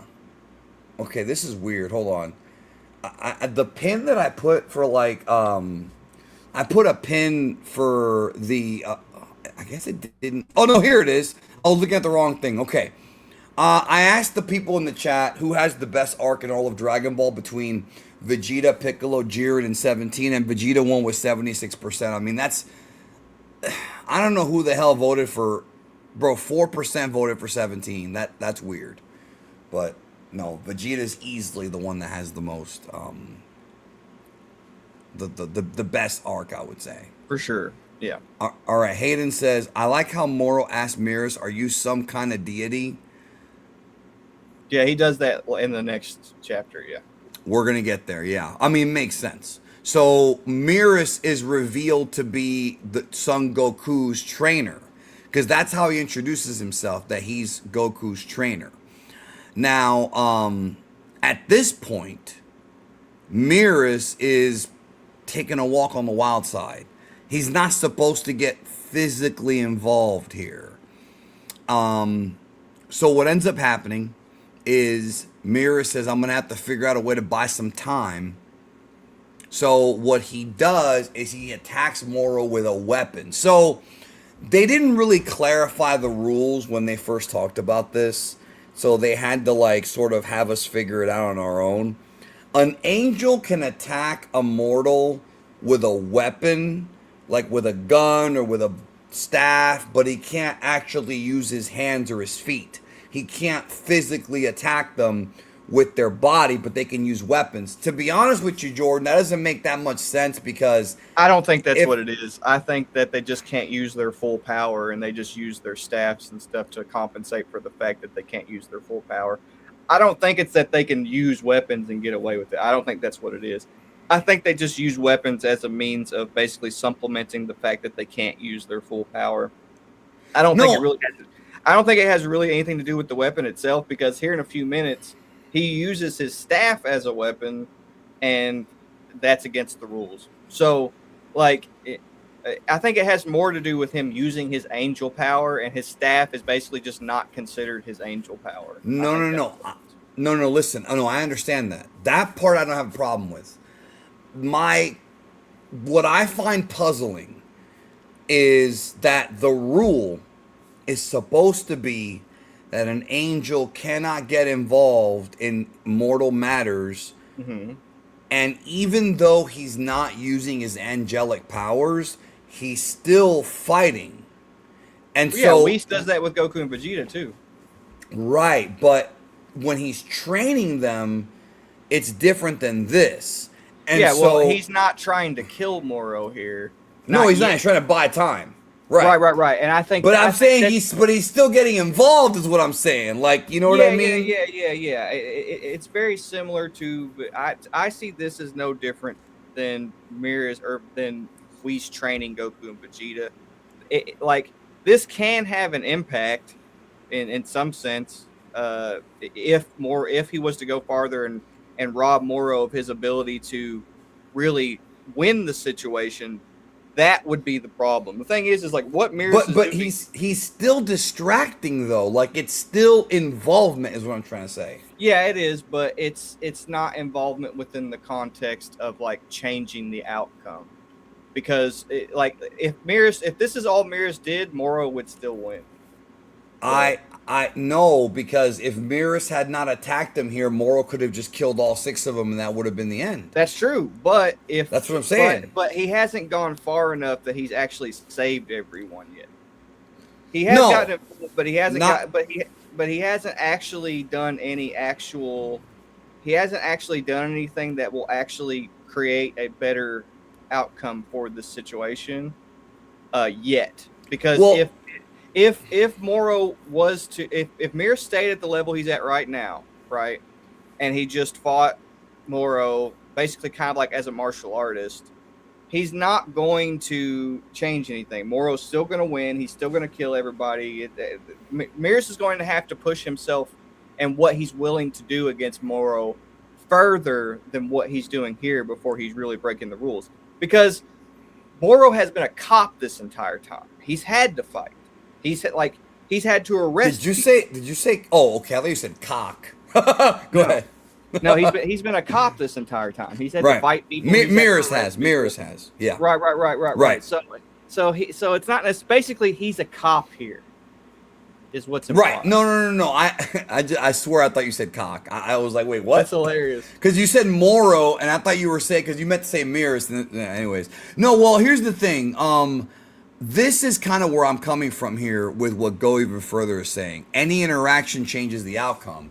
What I think they should have done when they tried to explain this rule, like when they, and I'm talking about like in the manga, like Toyotaro or whoever, is what they should have said. And this is just me I'm kind of playing Monday morning quarterback, but if I was the editor, I would have said this too. They should have clarified what involvement actually means. What they should have said I think his training with Goku did clarify it. Because if you remember, when he's training with Goku, they don't actually stop them fighting until Merus is willing to use his full power and try to kill Goku. Yeah, it's getting close, and Whis is like, slow down. What's happening. That's what's happening here. Like, no, I'm not Merus denying is not that. going to kill Goku or kill Moro here. He's just basically doing his job as a police officer, which the Grand Prix sent him to go work for the Galactic Patrol. So essentially, he's kind of using his cover as a police officer to get involved, but not to get involved to the point that it breaks the rules. Because he is allowed to act as a police officer. He is allowed to, without bias, do his job as a cop. But he's not showing any bias until here in a few minutes, whenever he robs Moro of his abilities and starts using his angel power. That's the thing. Okay. It's more about the bias than it is the physical acts that he's committing. And we talked about that whenever we had that stream. Whenever he was training with Goku, it's more about developing a bias than it is his actual actions. You can't hyper obsess over his actions, because that will confuse you. It's the intention that's important. No, I understand that, but he has picked a side here. Him training Goku, him stalling for Goku. What I'm trying to say is, this right here is an example, I think, of the writing moving the goalpost and using plot armor, because we were originally told angels have to be unbiased, and that was the word that was used, right? Clearly there's a bias here. Now, what they should have said, this goes back to the comment I was trying to make a minute ago when I said it's somewhat playing Monday morning quarterback, but it's also more so if I was the editor, like if I was Victor Uchida, I would have had them clarify that, specifically clarify that Merus can harm and fight other mortals as a mortal with his angelic power suppressed. But the minute he taps into his angelic power, he breaks the rules. Yeah, I think That that's is implied, what. but saying it out That's loud what. would be good. That's but no, but I think it needed to be said because then you've got situations where it's like a gray area. Well, the reason this is a gray area is because Moro is an escaped prisoner. I know that. This is Merus doing his job as a cop. No, I get that. So he has a little bit of cover here. You know what I mean? Like, basically, let's say Moro was just a random villain on the planet and that he didn't escape the... But he's the guy under the jurisdiction of Merus. I understand that. Right. It's because Merus is a cop and because he's fighting as a Galactic Patrolman that he can get away with fighting Moro for a little while. I understand. But no, and I even said that. I said, as long as he doesn't tap into his angelic advantage, because the reason as to why angels are told not to get involved is because angels are so powerful that they can change the entire complexion of a fight. Entirely. Like, Whis could probably one-shot Moro right now. Like, legitimately. Right. And that's what I'm saying. Like, what they should have said was, what they should have explained was, you can fight as a mortal, as you said, as a cop, and suppress, as long as you keep your angelic powers at bay, no problem. But the minute that you tap into those powers, you've broken the rules. Right, because once you tap into those powers, you're using that power specifically to change the laws of nature and the reality of things. But the other thing that's weird about this, and this is somewhat of a different, it's not really a complaint, it's just something to think about, is Moro is an enemy of the Kais. Moro, therefore, is an enemy of the gods and the god hierarchy. Wouldn't it make sense, just logically, that because Moro is an enemy of the Kais, remember what Dragon Ball Super taught us, if a Kai who is attached to a god of destruction is killed, the god of destruction also dies and the angel becomes, what's the word they used? Voided. Like, he's voided. He basically gets trapped in suspended animation. Because Moro is an enemy to the Kais, therefore by proxy an enemy to the angels, it would make sense that they would let this slide because of how dangerous Moro is. Well, they just don't care. The angels don't care. They don't care if the Kais die. They don't care if the gods of destruction. But they should care. They don't, though. Like, they just don't. Like, to them, if this entire moral development experiment fails, it's no skin off their back. They don't care. To them, if everything falls apart, it's a side effect of the imperfection of the creation itself, and therefore it was never worth keeping around to begin with.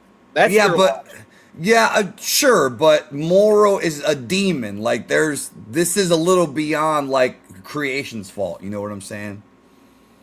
Yeah, they look at everything as like, you got, from their perspective, everything that happens is connected to each other, meaning Moro is a reflection of the filth of the mortal realm, despite just like the demons, like, for example, like, they know the demons exist and they choose to just not even be involved with the demons at all because they're literally the perfect example of a completely undeveloped mortal. They're demonic in nature. So they're more than willing to just wash their hands of anybody that doesn't necessarily fit their standards and isn't developing as a mortal, just like Zeno. So I just don't think that they would care. I just don't think. Brother, that's not what you said earlier. Listen, you got debunked by the both of us with two different explanations. Don't start playing dodgeball now, bro. Don't start trying to ultra instinct the fucking what you said, bro. You know what you said. Anyways, so by the way, earlier Trenton said that Merus with the staff reminded him of Goku. You don't say. Yeah, it's I wonder why. So Merus is using the staff probably better than Goku to basically just pitter patter Moro. These strikes, and this goes back to what we just talked about. These strikes with the staff are not meant to kill. We see this a lot if you watch, once again, folks, kung fu films. whenever you watch a kung fu film with a staff, especially some of these old comedic ones, you'll see the old man like tapping the guy in the face or sweeping his leg. Like he's not trying to like break it over his skull, but he's like sort of poking him with it to kind of like annoy him. You know what I'm talking about? Yeah, I know what you're talking about. Yeah. Yeah.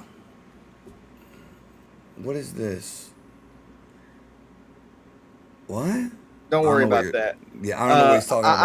I think it's cool that Moro points out that he can't sense Merus's life energy anymore. Like I think that's that's down here. Yeah, so he suspects that he's a deity.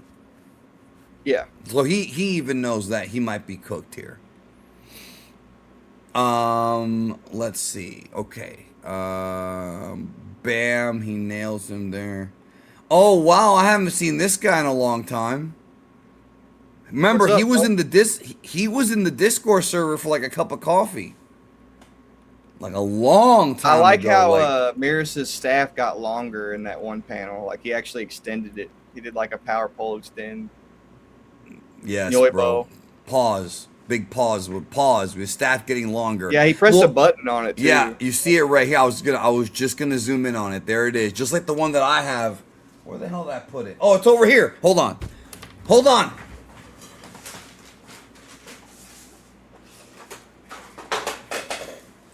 So check it out. Mine also has a button. Let me get mine. Where the hell am I? Hold on a minute, bro. Let's be a little kid for a second. See, just like Merus, my hero, mine also has a button right there and right here, and you have to hit them both at the same time. Let me see if I... Yeah. Yeah, that's dope. Yeah. Jordan, you know this is basically the Darth Maul lightsaber recolored. That's all it is. Yeah, I have one of those too. John sent me one when he sent you one. Oh, he sent you? Well, that's fitting, yeah. And then, of course, I make the obvious joke, like, this is me, and then this is me when I watch Cobra Kai and Tori's on the screen. That's the obvious joke. Oh my god. Yeah. This is my brain. This is my brain on Pornhub. Any questions or whatever, bro? It went up, then back down again. No, I haven't actually fucked with this in a while, bro.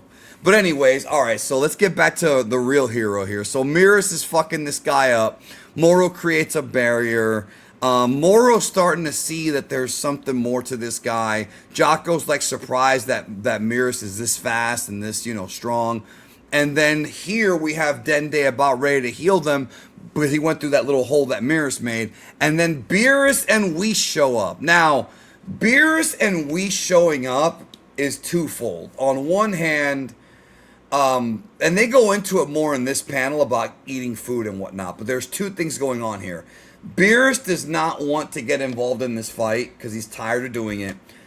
So Whis tells him that we're going to go have food. But in reality, Whis is there to check up on Merus.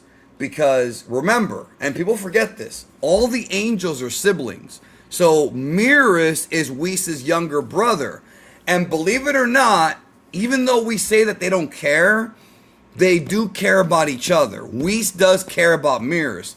And Whis does not want Merus to violate the rule and get, I guess, what would be the right pruned? Like in, I was going to say prune like in fucking Loki.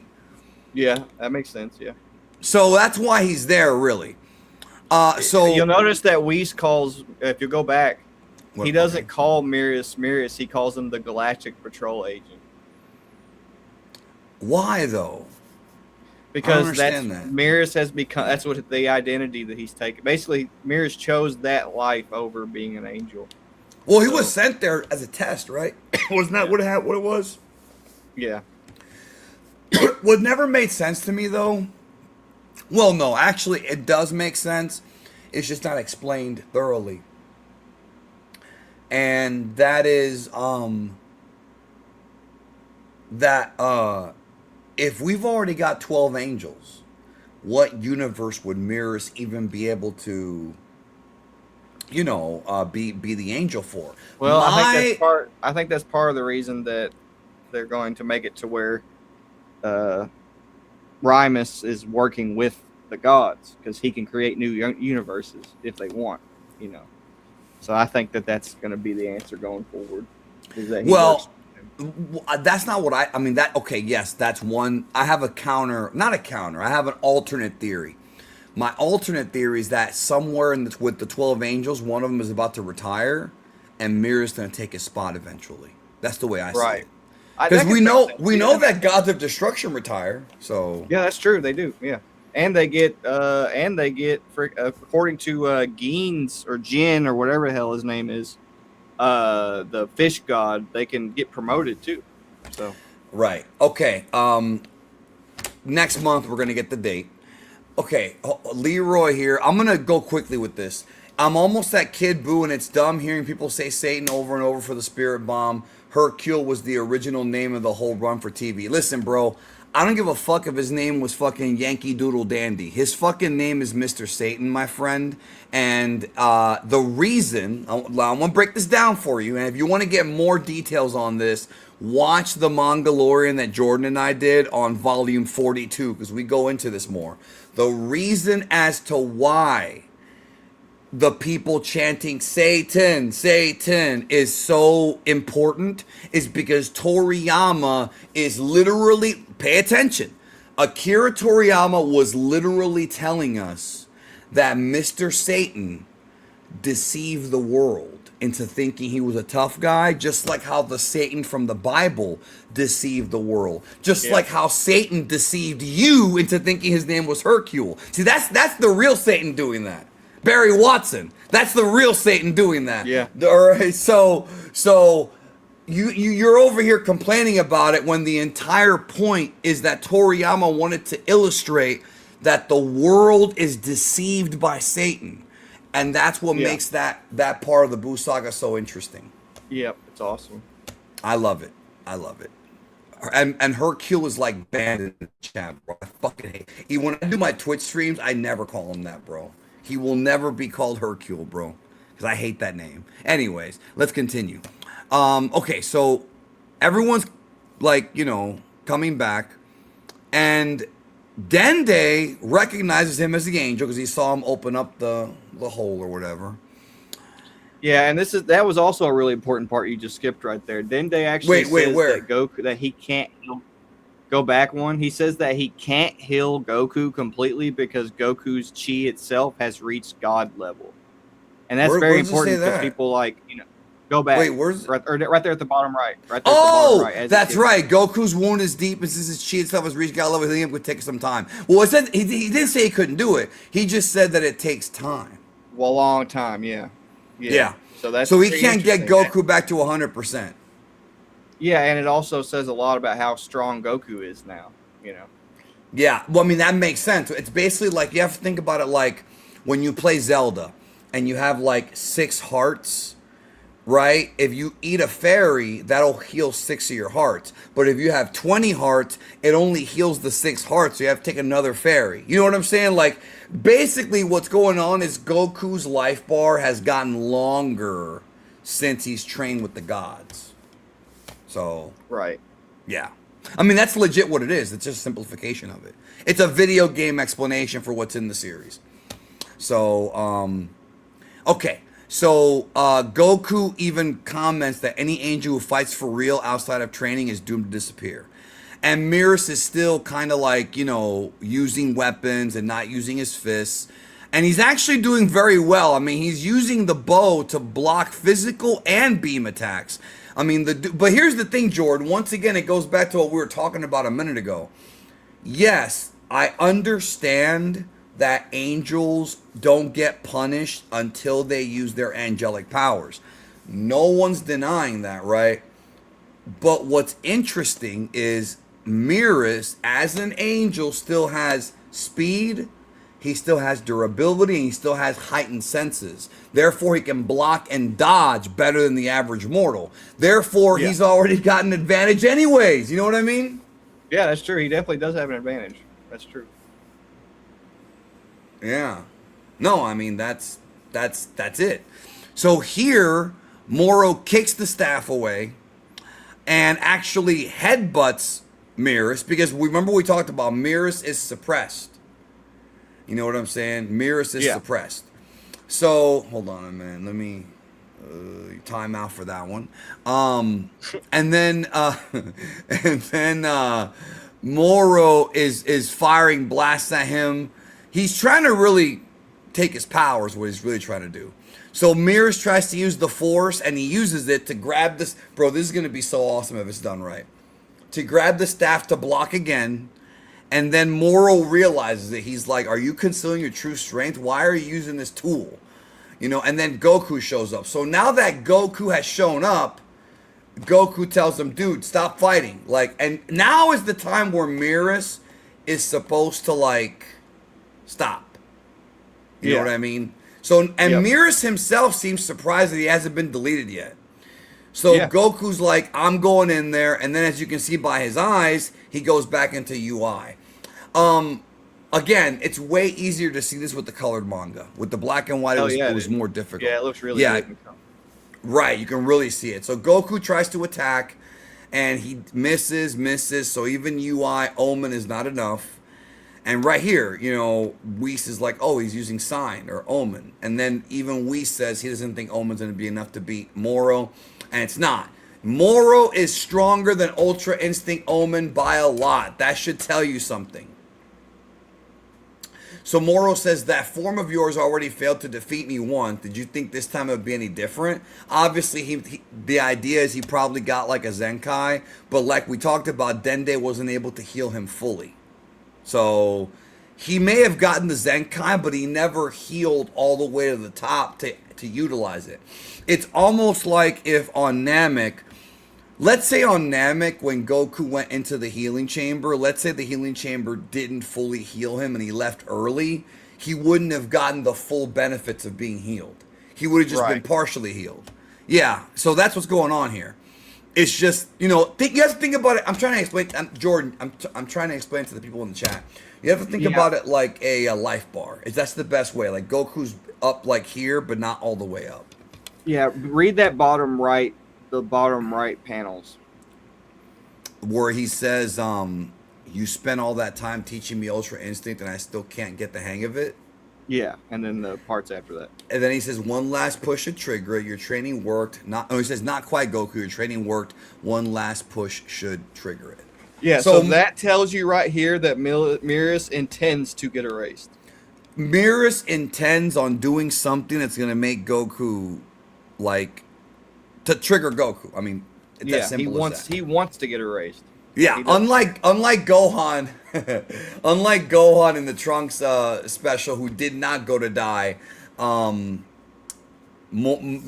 knows what he's doing, even though it's very sacrificial. So now Merus confronts Moro again, and this is the part where he breaks off Moro's hand. Now, do you remember when these chapters were coming out, how like we were wondering for like chapter after chapter after chapter when the hell the hand was going to come back into like... Yeah, you know it did, yeah. Yeah, it did, but it took a while. I think it was like 3 chapters. So the hand is gone. I remember me and Senpai, John, would talk a lot about this. Because that's what was going on back then. I'm not going to lie, I do miss covering the manga monthly. Those were fun times. It was fun. Those are fun. Like I would rather have the manga back than this Dragon Ball Super anime remake thing. Of course. Yeah. You know. Billion-dollar company. I hope these guys can give us good art in the cartoon. If you're talking about Toei, they're an $8 billion company, and I think they will. So I would put your mind at ease, let you know I think they will. Okay.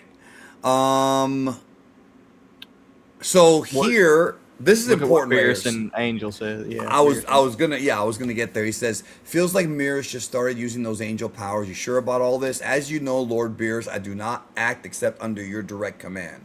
Which is funny because he's always been stronger than Beerus. You sneaky little, so Grand Priest is gonna be pissed at me? Let's get back there and stop him. That's part of their interaction that I like. Yeah, Whis is really good at manipulating Beerus. It's awesome. Yeah.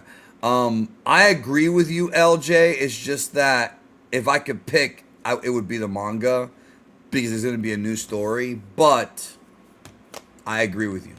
So, okay.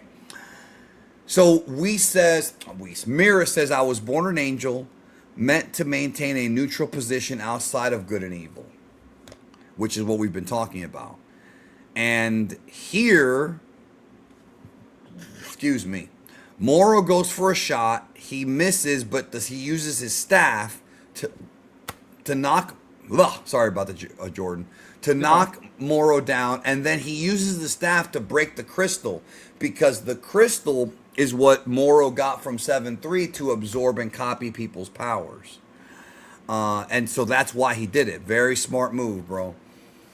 Yeah, So, agreed. and then Merus continues and says, even if the universe is ravaged or destroyed, I'm only supposed to sit back and watch. Then why did Whis reverse time in Resurrection F? He didn't sit back and watch. Well, Beerus gave him the okay. So. Yeah, but still, it's, Yeah. you know, do as I say, not as I do. Yeah. One of those things. And then here, Jocko gets confirmation that he is indeed an angel. And now he says that he's developed a sense of justice being in the Galactic Patrol. And that's where he sort of becomes like a mortal. He says, Yes. Galactic Patrol agents may be the elites of their own home worlds, but on the universe scale, they're helpless. Now, this is important because there's a part coming up very soon where Goku says, I'm going to fight as an Earthling. And that's kind of what this is playing with here. Merus was born an angel. He says it literally like right up here. He was born an angel. He is literally an angel, the son of the Grand Priest. But in this case, because he's hung out with mortals, the mortals have rubbed off on him, and now he's starting to understand the importance of good versus evil. And I really like that about Merus. To be honest with you, Jordan, I'm a little pissed off that we didn't get more of him, like maybe a little bit in the Granola arc. Like there's still more they can do with this character. Yeah, I totally 1,000% agree with that. Yeah, because I like the idea of, hey, I spent some time here on Earth, so I understand these people a lot more. Yeah, Merus is becoming more of a mortal, and Goku is becoming more of an More angel. of a god. That's what's happening here. Yeah. Right, which with that sort of happens with Beerus and Vegeta in the next arc too for Ultra Ego. But again, we'll get there when we get there, because I think the first Saiyuki that you and I ever did was Ultra Instinct versus Ultra Ego. I think that was the first one, right? Yeah, because that was a good conversation at the time. You know, I think it still is. So see what Merus says, that peace in the galaxy is worth hanging on to. So even he kind of knows that being indifferent is kind of bullshit.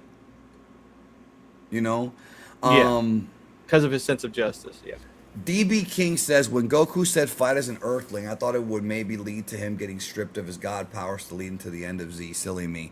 I don't think that's that silly of a theory. I've heard way worse theories. If you understand what fighting as an Earthling means, it is silly. But I'm not going to give you credit for that. No, it is. But the idea of him eventually losing his god powers, that's not the worst idea in the world, because I think some people have theorized that Goku and Vegeta are going to get depowered by end of Z. I don't think it's going to happen, but I wouldn't be surprised if it does. When Goku says I'm going to fight as an Earthling, what he's actually saying is I'm going to fight using the principles that I was taught on Earth as a martial artist. That's actually what he means. Right, which coincides with Merus here saying that he learned to be an Earthling from hanging around Earthlings. It's very similar. Yeah. So, and this is the part right here. So Merus makes his halo appear, and he says the next attack is most likely my last. So Merus knows what he's about to do and why he's about to do it. So now Beerus and Whis are like, is this guy stupid? Is basically what they're, you know. Are you all right, bro? I'm good. Yeah. Okay, I was just wondering. We're actually, I think we're almost done, right? We have like 30 more pages, yeah. No, wait, 60 more pages. That's 2 more chapters. Yeah. And now Merus goes in for the attack. Right now, what they did very intelligently is they showed us more of the training, and Merus is talking to Goku about his heroism. Is Heroism. that Heroism. heroism? Yeah, heroism. Um, and it's basically them discussing like what it means to be good and bad. And remember, Goku's This is very, very important. So essentially, what ends up happening is Merus is like, "You saved the universe so many times. Why?" And Goku's like, "It just so happens that the strongest guys are villains. That's it." And right. then Which Merus is how it like, is in the real world too. And Merus is like, "Well, despite their evil ways, you still try to reform them. Why is that?" And Goku, and then he basically points out that the Galactic Patrol prefers to reform villains as well. It's just most times they can't because the villains are too powerful. And Goku tells him that, well, actually, the idea of reforming them into better people is giving him too much credit because that's not really his goal. His goal is that hopefully they'll come back stronger, and then eventually maybe they'll turn good after training and getting stronger and wanting to fight Goku so many times. Hopefully, maybe they'll turn good. Basically, what happened to Vegeta. And right. Goku says, if they come back stronger, then it's my job to get stronger, and I like that. Yeah. And he's basically saying maybe one day they'll become good, but that's not my goal. Is not to make them good. It's to, basically have them like get stronger and come back and fight me. That's his goal. And the reason that this is so important is because I'm sure you guys have heard of the interview from Toriyama where he talks about how Goku has poison in him. Right? You guys remember that? I know, but I don't know about them. If not, we can talk about it. So the poison within Goku that Toriyama is talking about is his Saiyan nature. And his we went over this in the chapters where we covered Goku Super Saiyan on that. Yeah, when Goku as a Saiyan craves violence, and what he uses to tame that craving for violence is the principles that he was taught as a martial artist. So Goku is not a good guy in the stereotypical sense. He is a good guy, but he is an alien who has a craving for combat that he is constantly taming and alleviating this poison. He's constantly purifying this poison through the principles that he's learned as a martial artist. So basically what's being communicated to us here, because a lot of people get this wrong. A lot of people think that when Goku spares a villain, that he's sparing them so they'll become a better person. And that's partially true. He does want them to feel guilty and eventually... The dub added to that, Jordan, to people thinking that. But that's not actually his goal. His goal is that he, as an entity, Goku as an entity, was evil. Okay? And a lot of people forget this. A lot of people forget that Goku, prior to hitting his head and learning the principles of martial arts, was destined to be an evil entity. And he was purified and raised by an entity that taught him the principles of martial arts, which just so happened Grandpa Gohan teaching him the principles of martial arts is the entire reason that he can purify himself of this poison constantly. Whenever he chooses to fight using the principles of martial arts rather than fight using the principles of a Saiyan and enjoying killing his opponent and the bloodlust and conquering and basically the exact opposite of martial arts principles in every way, that keeps him at bay as a person who has the potential to poison within him constantly. And what Goku does is he indirectly causes villains to experience the same effect. We learned about this a bit more in Resurrection of F. Frieza straight up tells Goku, he's like, me meeting you has caused me to realize that in order to keep up with you, I have to practice the principles of martial arts in order to even have a chance of defeating you. So what Goku actually does is he psychologically manipulates villains into becoming better people by forcing them to practice the principles of martial arts to feed their ego and eventually, hopefully, surpass Goku.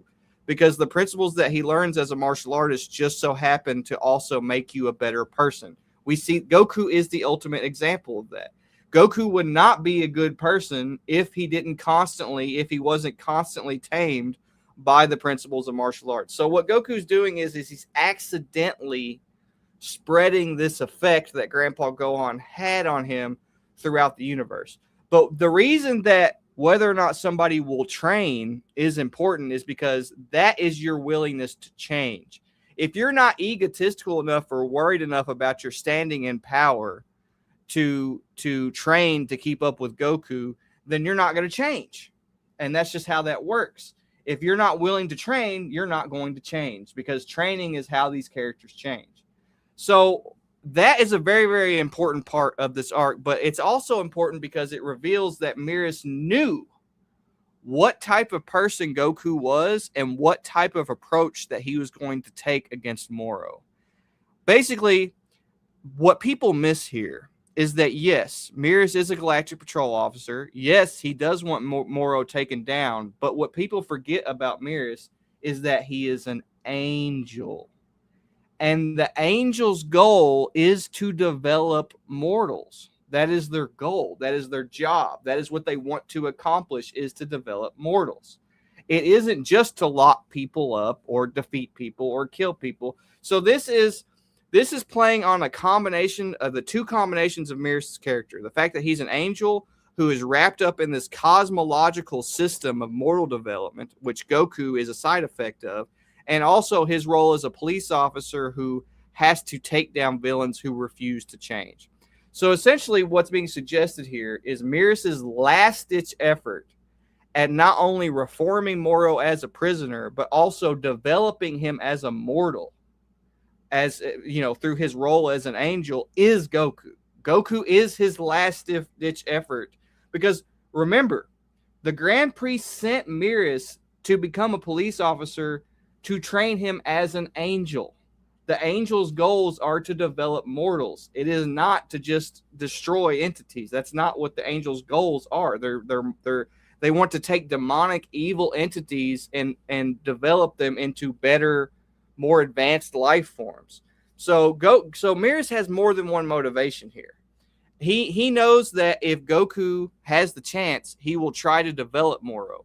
But he also is trying to impart some wisdom onto Goku that if the universe is at stake, he should in the end basically use his sense of justice and his sense of morality to ultimately destroy Moro with pure intentions. So this is basically laying the foundation for the decisions that Goku is going to make in the next volume. This is essentially like preparing us for why Goku takes the approach that he does in the next volume that we're going to cover. And I thought that was very interesting, because a lot of people just look at Merus as a Galactic Patrolman here, and they forget his role as an angel and what their goals are. And they don't really think about how Goku, through using Ultra Instinct, is staying true to the ideas and the teachings of the angels, and how Goku is paying homage and tribute and honoring Merus as both a Galactic Patrolman and as an angel by fighting as both a Galactic Patrolman and as an Earthling. So I just wanted to point that out. So right, no, and it's one of the things that is, I guess, fortunate and unfortunate is that I wish that the Ultra Instinct chapters were in this volume, because then we could reference it right back. So I guess the idea would be for people watching this in the future, when the stream is already done, like when the stream is already done, right? Like if you're watching this, like, you know, either in a few days or whenever, right? If our stream for volume 15 is up, then watch that immediately following. That way we're going to try and connect everything. Because this is strong foreshadowing for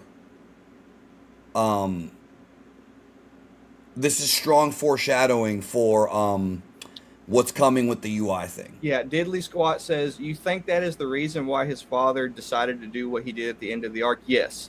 Merus actually meets the standard of the mortals that they're trying to develop by doing a selfish act with selfless intentions, exactly like Goku, and therefore Grand Priest would be hypocritical to punish Merus by completely erasing him if Merus met the standard of moral development that the angels are trying to achieve. So yes, I do think that that is why ultimately his father decides what he decides at the end of the film.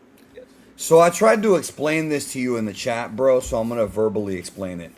Leroy says that he thinks that the manga, which he calls the comic book, is just the blueprint and that the cartoon, aka the anime, is the real thing. And I'm telling you that's wrong. If you want to say to each his own, this goes back to what I said earlier about how people think that, oh, well, my opinion. No, that's not going to work, bro. Objectively, this is not about opinion or to each his own. It's not how it works, brother. Objectively, okay? Factually, meaning not opinions, not feelings. Factually, the manga is the original source, and without the manga, there would be no anime.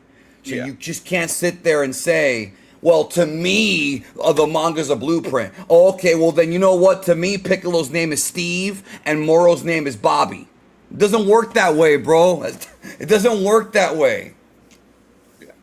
That's not how it works. This, though. We can move past these pages. So I know I spent an awful lot of time on them, but they're very important pages. No, they are important, and we have to remember some of that for the next stream. Yeah. So Moro and Merus are now fighting like for real, I guess you can say.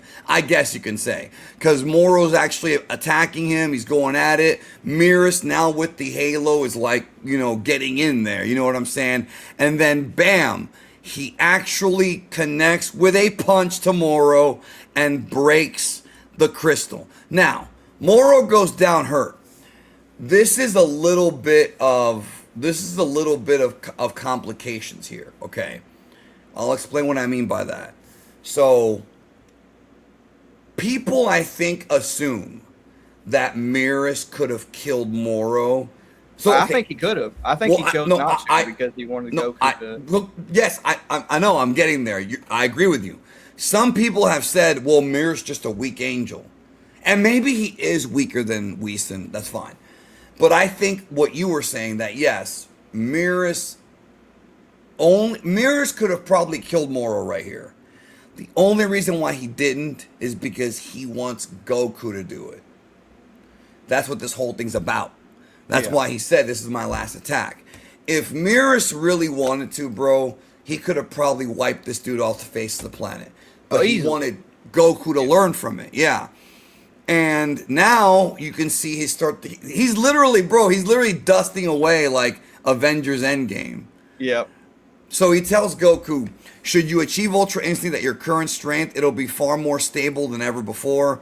You will not fail. You will not fall to Moro nor anyone else for that matter. So he's straight up telling him, like, you have the potential to become a god, yeah. Yeah, he's saying that now you've gotten strong enough to where you're good. And Jocko has no idea what's going on. And then this right here, when he says, I've come to love this galaxy, this universe full of excitement, please protect it all. Ladies and gentlemen, this is literally, listen to me, listen carefully. This is the Android 16 moment of this arc. It's the exact same thing. Obviously, 16 focused on nature and the birds and all that bullshit, but it's the same thing. This guy in his dying breath tells Goku, listen, I'm dying now. You need to save this universe for me. And that's what triggers Goku into going all out. And then you start to see Goku smoke right here, bro. Because Goku really thinks that Merus is gone forever. Yeah, and I love that it is an Android 16 moment, you're right, but it's also an Android 16 Namek combo. Because this is also because of Frieza? When he first became Super Saiyan. Yeah. Right. No. What a lot of people don't understand about this transformation is that it's purposely supposed to be the reverse of Super Saiyan. So when Goku saw Krillin die, the rage activated the Super Saiyan within him. But what's happening here is Goku is achieving ultimate resolve. He's achieving ultimate emotional control in spite of a giant emotional shock. It's the opposite of Super Saiyan. Merus' words to Goku at the end of his life served to help him basically control his emotions, this emotional shock that he's feeling in this moment, to tap into Ultra Instinct. So this is basically the Super Saiyan trigger, but the opposite. It's like instead of giving into his rage, he is completely controlling the emotional shock that he's experiencing from this. I like this comment right here, bro. 16 would have made a great Angel. I mean, he's a robot, but I didn't even think of that. Nah, and then here we have Dende healing Vegeta like on Namek, right? Another throwback. And yeah, Goku's there. Dude, one thing I'm excited for is to see Nozawa do this scene. Because you know they're going to amp it up for the anime. They have to. I'm hoping that they bring back the Ultra Instinct song from Super. The one that was in the TOP. Yeah. That's what I'm hoping for. So we have some stuff here with the Galactic Patrol that I don't think is all that important yet. It's mostly about like Merus, like they think that they can sense that Merus is gone, right? And now Goku's like, I learned another important lesson from Merus, that I'm not fighting alone. Now, one of the things that is a little irritating about this, if I'm being honest, is that of all the people, Goku should know that he's not fighting alone. A big thing about Goku is that, and we see it in the TOP anime version, that his friends are like his crutch. His friends are there to elevate him. So it's not that I think it's well, this has got a different context. Talking about the Galactic Patrol as a whole right here. Basically, he's not talking about, this isn't in reference to his friends. This is in reference to the fact that the Galactic Patrol as a whole is out there doing something. But he also says, I was saved by Vegeta Dende too.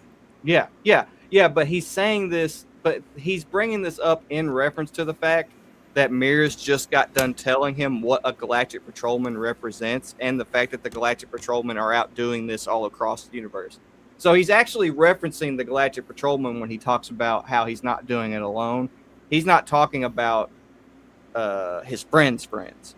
He's talking about the fact that he's not the only one out here in the universe who is trying to do the job that he's trying to do. The Galactic Patrolman and everybody else are out there doing it as well, and that he should honor that. This is basically him not saying. This isn't him just saying that he's not fighting alone. He ends up saying afterwards that because there's Galactic Patrolmen out there trying to fight alongside him and do the same thing that he's doing, that he should honor that.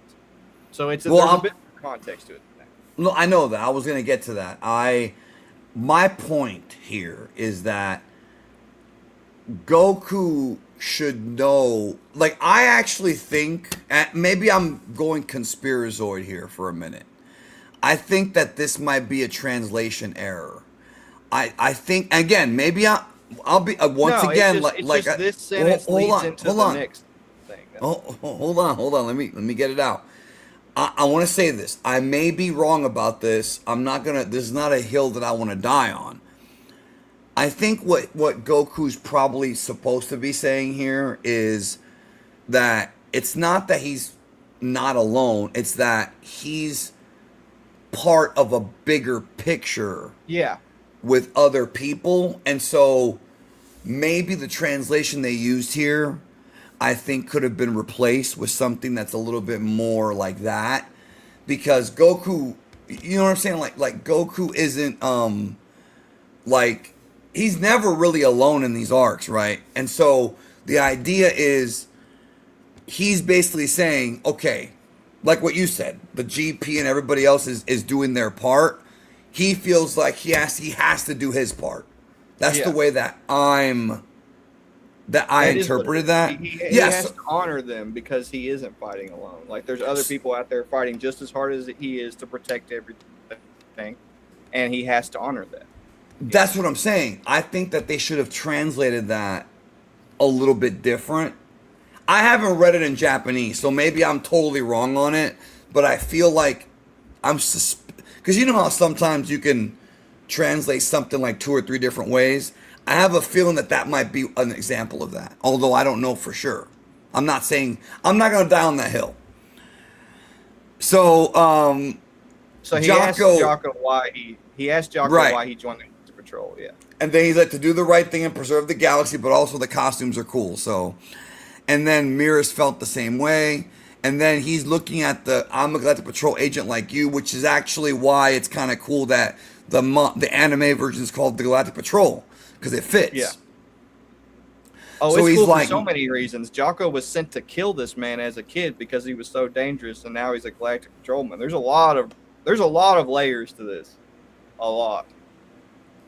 Bro, yes, but the one thing that's bothering me about all of this to this day is the fact that it's now been 16 years. Oh, no, wait, 13 years. 13 years. And Toei has not done the Jocko adaptation. And if Toei had actually done a Jocko TV special or, you know, OVA or something, or even like a 3-episode series, I think that would have helped a lot of people learn more about Jocko. Because these casual dub fans have no idea who he is. When I went to go see Resurrection F, none of them knew who he was. And it's not even their fault. It's not even their fault. That panel below Jocko that you said is your favorite is actually a Toriyama correction. Toriyama. What, this one right here? Yeah. Is that addressed at the end of this volume? I think so. I think they post the corrections sometimes at the end of the volume. But yeah, that's a Toriyama Goku. So no wonder it's your favorite panel. Whose favorite? What's name? Pale Gray said that. Yeah. Yeah. Oh, okay. I didn't even see it till now. Yeah. Bro,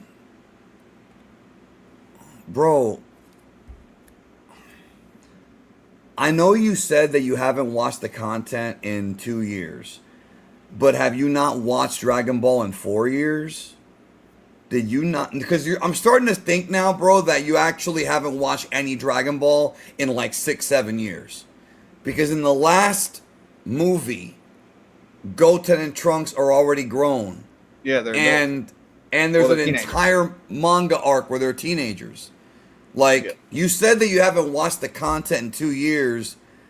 I'm now starting to think that you haven't watched any Dragon Ball in like 5. I mean, that's what it sounds like to me. Yeah, it sounds like you're really more behind than you're willing to admit. And you don't have to be ashamed. All I'm saying is, like what they said in Pulp Fiction again, catch up. You know, like the joke the Mia Wallace made. You've seen that movie, right? I have, yeah. Okay, good. That's my favorite movie of all time. Anyways, back to the show. So, Goku says Merus does not exist. It's my job to beat you. Moro doesn't believe it. Goku powers up. This is, of course, a pretty, like, badass scene right here. Mm-hmm. I think it'll be great once again if done right in the anime. It's the opposite of Super Saiyan. Instead of it making the sky lightning and crazy shit going on everywhere in the environment, it makes the environment calm. Yeah, it's more bright. Yeah. Well, no, it stops. He literally stills the ocean. Like, he literally makes everything calm in the environment, which is crazy. No, but that makes sense because that fits with UI and what UI is supposed to be. Your body moves on its own. All right. That's a pretty important panel right there. And then he says, I don't feel a thing. It's so quiet. I hope that when this happens in the anime, there's a little bit of music, but then there's like no music. And then Piccolo says, it's so quiet, but there's no music. You know what I mean? Yeah. Oh, that'd be amazing. I would love it. Just wind. Yeah, like classic Dragon Ball Z with the wind. Yeah. Sora Cloud is correct on this one. Yeah, Super Saiyan is anger, Ultra Instinct is calm. Yeah, you're absolutely right. We got a couple super chats here. Hugo says, really appreciate the narrative breakdown on these streams. Thank you as always. That's why we're here. Hayden says, this one below Moro and Goku is my other favorite panel. Wait, did we miss it already? Probably, yeah. Oh, I think he means this one. I'm guessing he means this one. Yeah, probably. That is a badass panel. Hayden, let me know because I saw this super chat a little bit late. There's a lag. So if you're going to type this up, give us a little bit of a description of which panel. That way we know, like... Right, that makes sense, yeah. Right. Anyways, continuing on, Whis is like, oh, we're about to witness perfected Ultra Instinct, which is the silver hair. Goku's got it. And now Moro's like, what the hell? And remember, the crystal's been broken, so he can't take powers. Or so we think. More on that later. New color in my book, silver hair. Yeah, because Jocko wasn't there for the Tournament of Power. Yep. So now Goku does the slow... Dun, dun, dun, dun, dun, dun, dun, dun, the slow walk to Moro.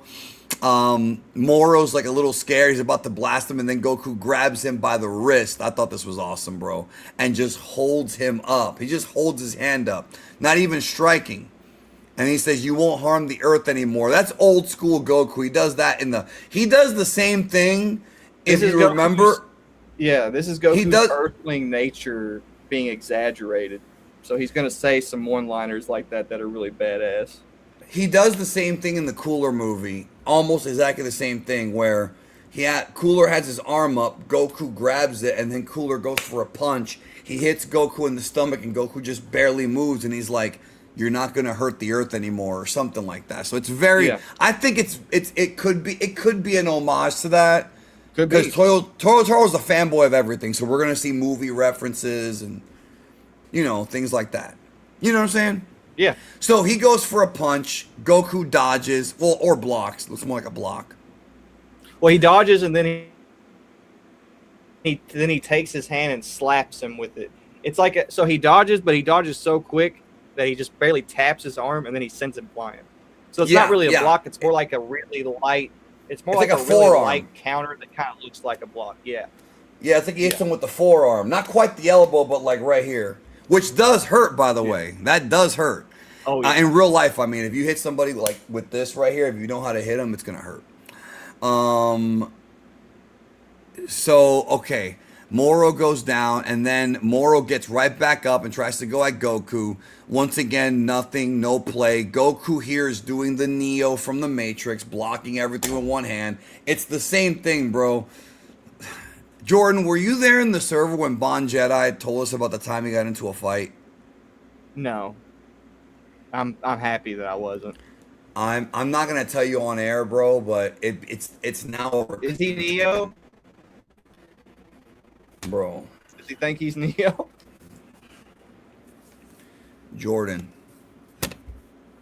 I don't even want to tell you on the air. I'm just going to say this. I'm going to say one thing. We asked this man if he's ever been in a fight before. A real fight while we're watching UFC. He says yes. Before he says yes, I said no because I assumed that he never was in a fight.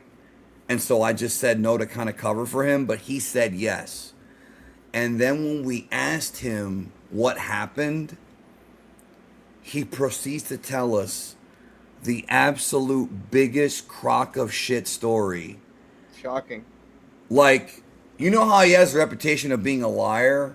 Like, maybe but it's like maybe that was the seventh lie. Bro, this man, Jordan, this man has admitted he's never taken any martial arts training. He's never done any fight, any any kind of real training. He says that he got into a fight with a guy who started swinging on him. This is what he said, that he blocked all of his hits. Remember, no training, but he knows how to block. And that he used the crane technique. From Cobra Kai? Or from Karate Kid? No, he made sure to tell us not what Daniel LaRusso did, but the crane technique. This really happened. This really happened, bro. Okay, we'll just move on. Okay. The story's much worse than that, but I'm just telling you a piece of it. That's just a piece of it. Okay. That's why he's been server muted again, because he has to be punished. So, yeah, I know. and he was in there with like guys who two of them were in the military. One of them is a pro wrestler that's trained to be a wrestler, and I have been in fights in my life. So, anyways, so Goku does the Neo thing here, blocking all his hits with one hand. That's what this is. And if you've never seen The Matrix before, The Matrix is pretty much a Dragon Ball. The Matrix is very much inspired by anime, including Dragon Ball. Like, Right. it's very obvious. So now this is Dragon Ball, like, kind of paying it back, which I like that, Jordan. I like that. It's kind of like how when Dragon Ball inspired Sonic, and then Sonic did or Dragon Ball did something from Sonic. I forgot what it was right now off the top of my head, but it's like, I like that. Like, there's nothing wrong with that. You know what I'm saying? So Moro goes for a kick. Goku's now dodging everything. Ultra Instinct is completely activated now. Just completely activated. You know, blocking or dodging everything. Goku's speed is beyond everything. How are you dodging? He says, I'm not thinking. My body's acting on its own and it's deciding how to dodge, which is why your attack can't hit me. That's Ultra Instinct in a nutshell. It's your body moving on its own. You should know that by now. The mastery of self-movement. Moro powers up, and he's once again trying to... Moro's powering up, thinking that brute force will help him connect with hits, and it won't. It's kind of like Trunks in grade 3. It doesn't do anything. So then here comes Goku. Moro's keeping an eye on him. Goku comes in. Moro's about to attack him. And Goku uses his ki to freeze Moro in midair. This is very similar to what Goku did in the Broly movie with what's called the God Bind, where he grabbed Broly and like held him up for a few seconds. You know what I'm talking about? Yeah, I do. Yeah. Yeah, it's called the God Bind. And Goku is just holding him there. And then here, he literally holds him up in the air, freezes him, and then does a literal Shoryuken. That is not a looks kind of like. No, that is a literal Shoryuken from Street Fighter. Rising Dragon. So what did I just say? Street Fighter borrowed this from Dragon Ball to make the Hadoken. Dragon Ball just borrowed the Dragon Fist, the Shoryuken from Street Fighter. Yeah. So again, that's it. You know what I'm saying? Like that's it. The whole The Earth Matrix radiates. and Street Fighter within a few pages, bro. Come on. I give Toyotaro credit, bro. I'll give him credit. He cooked with this chapter. He really did. The entire Earth is vibrating. That uppercut hit so hard that you can see the entire Earth vibrate. And look at his face. I love it. I love it. He rocked Moro into space. And Beerus and Whis are like, oh, this is great. He's doing good. And Whis is like, oh, you're respecting him. Yeah, that's great shit. This was great shit. Yeah, he says that he fights like a god, and that's the reason that he respects him. And that's a big compliment. And then he says, finish the job so we can go eat. Very Beerus thing to say, bro. Plus, Goku wants to eat as well. So that dragon punch actually injured him real bad. See that big hole in his stomach or whatever? You realize now you can't beat me, right? Of course, Moro's thick-headed. And he's like, not done. Are you starting to understand the pain and suffering of everyone you've killed? Do you get how that feels now? That is a direct callback to what he said to Frieza. That's literally almost verbatim what he said to Frieza at the end of Namek whenever he started like getting control as an Earthling. And he was like, right before he gives him energy.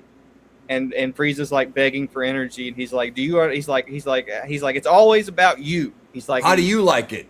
Yeah, he was like, you should like think about all the people that you've hurt and like all the bad that you've done and stop thinking about yourself all the time. That was an angry Super Saiyan ridden Goku who was desperately trying to maintain control with his nature as an Earthling. This is Goku's nature as an Earthling pushed completely to the surface. Ultra Instinct, the part of Goku's nature that comes out when he's in Ultra Instinct, is the part that he was using to control himself on Namek as a Super Saiyan. And a lot of people don't catch on to that. But that's the reason some of the dialogue is similar, is because at the latter end of Namek, when Goku starts to gain self-control and his nature as an Earthling starts to come through, this is that synthesized, exaggerated, completely removed from the influence of his Saiyan nature and Super Saiyan as an entity, and that's basically what we're seeing here.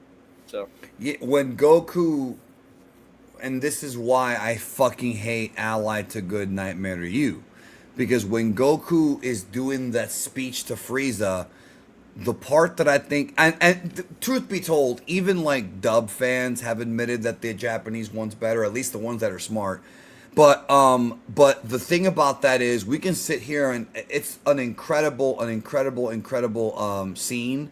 But the one thing that people misunderstand is when he says, "I am the Saiyan that was raised on Earth or from Earth."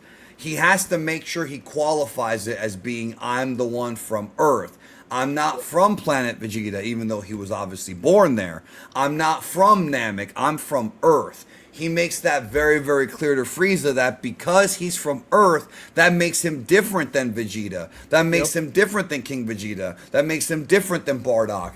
It's one line, but it has a lot of meaning. It does. Yeah. Bro, I could do an entire. I'm like a religious fanatic when it comes to Dragon Ball. I can do an. You're preaching to the choir, bro. I can do an entire, literally. See, it matches. I could do an entire sermon on one line. One line, bro. Have you ever like seen those preachers that they take one verse out of the Bible and do an entire like 45-minute presentation on it? The Taoist book of knowledge is one of the biggest books in human history, and it is an entire book that was built off the Tao Te Ching, which is one of the smallest books in history. So that's interesting. I actually never knew that. That's good to know. Yeah, so the Tao Te Ching has a very minimal amount of knowledge, very minimal amount of sayings, but the Taoists who followed him took everything he said and pulled thousands upon thousands of words out of it. So yeah, that is very, very common in spiritual thought and spiritual teachings. The entire point is that if I can speak a line to you and you can have 1,000 thoughts out of that, that's the goal. You're supposed. That means it's very profound. Yeah, that means that I'm saying something to you that actually means something. And so yeah, the ability to take one line and stretch it out into a bunch of more information means that there's a lot of depth to what you're reading. So, and again, just to make people understand, because I want people to really understand this. When we do these streams or whatever, it's kind of like the Masters or the PhD program of Dragon Ball. If you're somebody who just enjoys the comedy and the combat and you're just a very simple, like if you're just somebody who just says, hey, like I like Dragon Ball, I grew up with it, I enjoy the action, right? The action, the adventure. There's nothing inherently wrong with that at all, because like I said, there's other shows and movies that I just like that I don't get super into, like Dragon Ball. But just don't argue with those. Don't argue and don't pick fights with people who know more than you. That's always been my issue, because I'm not going to sit here and try to teach LeBron James how to shoot a basket. I'm just not. You know what I'm saying? And so when you have someone who's devoted years to this shit, and I'm not talking about just you and I, there's others. Derek Padula is another example. Like, this is not ego talking. This is actual work that's been put in, right? It's like, the best thing to do is just shut the fuck up and listen, all right? Or if you have a counter argument, which I don't mind, just make sure that it's like a good one, Because because the thing is, sometimes you'll be surprised that I'll hear somebody say something that's surprisingly thought-provoking. You know what I mean? Yeah, I do know what you mean. Once in a while you'll get that. But it's like the canon thing we talked about, the Tarble thing, like, it's just, it's annoying because, like, it's not like I'm saying these things as I'm trying to argue or as that guy said, rage bait. There's no rage baiting here. There's actually a line in the Tao Te Ching about this. I'll read it to you guys. It says, A kind person is the teacher of the unkind. An unkind person is a lesson for the kind to learn. He who does not value his teacher and dislikes the valuable lesson, although knowledgeable, is in fact greatly confused. Meaning, you can be knowledgeable, but if you're not willing to learn, you're confused. And that's basically what that means. Like, you should be willing to listen to people and learn from people and be humble enough to understand that not everything is going to be easy to pick up on, and empty your cup, Show some humility is what it is. Geekdom is the LeBron of Dragon Ball. Can I be like Kareem Abdul-Jabbar, because he at least trained with Bruce Lee? let me and he has 6 rings, bro. Listen, bro, if I was LeBron, I'm not gonna go to the finals 11 times and lose 6. Anyways, Right. LeBron fans are gonna get mad at that. So Moro freaks out and he says, "I am Moro, consumer of worlds. God's creations are mine to devour." So again, he's an enemy of the gods. "I am this galaxy's supreme life form." Everything blows up. That's going to be an awesome scene if it's voice acted right. So it says, "Think hard on that." And of course, the first thing I noticed was the word "hard on" being there. So, anyways, I know I'm 12. It's fine. So Moro is trying to scare Goku. He gets behind Goku. Goku hits him with a huge back kick. So all that lava shit did not phase Goku one bit. Moro gets caught up in his own lava, which I love, and he's toasted right here, bro. Goku has just barbecued Moro, and he's on an island of rocks. He's on Mustafar right now, bro. Right, hell yeah. Yeah, I love how the environment goes from being this calm, peaceful, Earth-like environment to like hell almost. I think that's awesome. I agree with you, C4, but there is a difference about your wife. Be careful. Be careful. But I do agree with you on that. There's nothing wrong with questioning or counter arguing. Just make sure if you do, it's from a place of well, no, yes, but that's not what I was going to say, but you're right. Do it from a place of logic and knowledge, not emotion. Yeah. True. So, yeah. Anyways, let's see here. You're done, Moro. Earth isn't your plaything anymore. And of course, we know the hand is lurking. Goku comes in with a big kick to Moro's gut, which is where he hit him with the uppercut into a rock. Moro's in deep shit. He's burrowed, got rocks falling on him. Yeah, he's under 5 phases mountain. Right, and now he's actually begging for help, saying, "Don't kill me, please." Just like Frieza. Yep. It's just like Frieza, isn't it? By the way, for the record, if 666 showing up in Dragon Ball is devil worship, then the Bible is devil worship, because the Bible is where that comes from. You can't just say because something has 666 in it that it's devil worship. That's not good logic. Yeah, bro, your logic today has not been, with all due respect, I'm not trying to disrespect you, but your logic today has not been on point, man. Just being real. Okay, he was sentenced to death, right? So do you mind doing the deed for us? It's like, I see. In that case, let me fight him as an Earthling from here on. So that's the line. We're done, by the way, but I actually thought that this was in the next volume, but I guess not. No, this was the cliffhanger. Yeah. So you want to explain to the people what he means by that, or do you want me to do it? I think it's better for me to explain it in the next volume. Because I could explain it here, but it's better to have some sort of visual aid, and I think the next volume is a visual aid. But I guess I can at least just tell you that fighting as an Earthling basically just means fighting using the principles that Roshi taught Goku as a kid. I'll simplify it to that, Brad. Yeah, and instead of it's the same thing I was talking about with the Frieza saga. Instead of Goku leaning into his Saiyan side, he leans more into his Earthling side, which is a twofold. On one hand, he can spare Moro, which is what Goku would traditionally do, right? That's on one hand.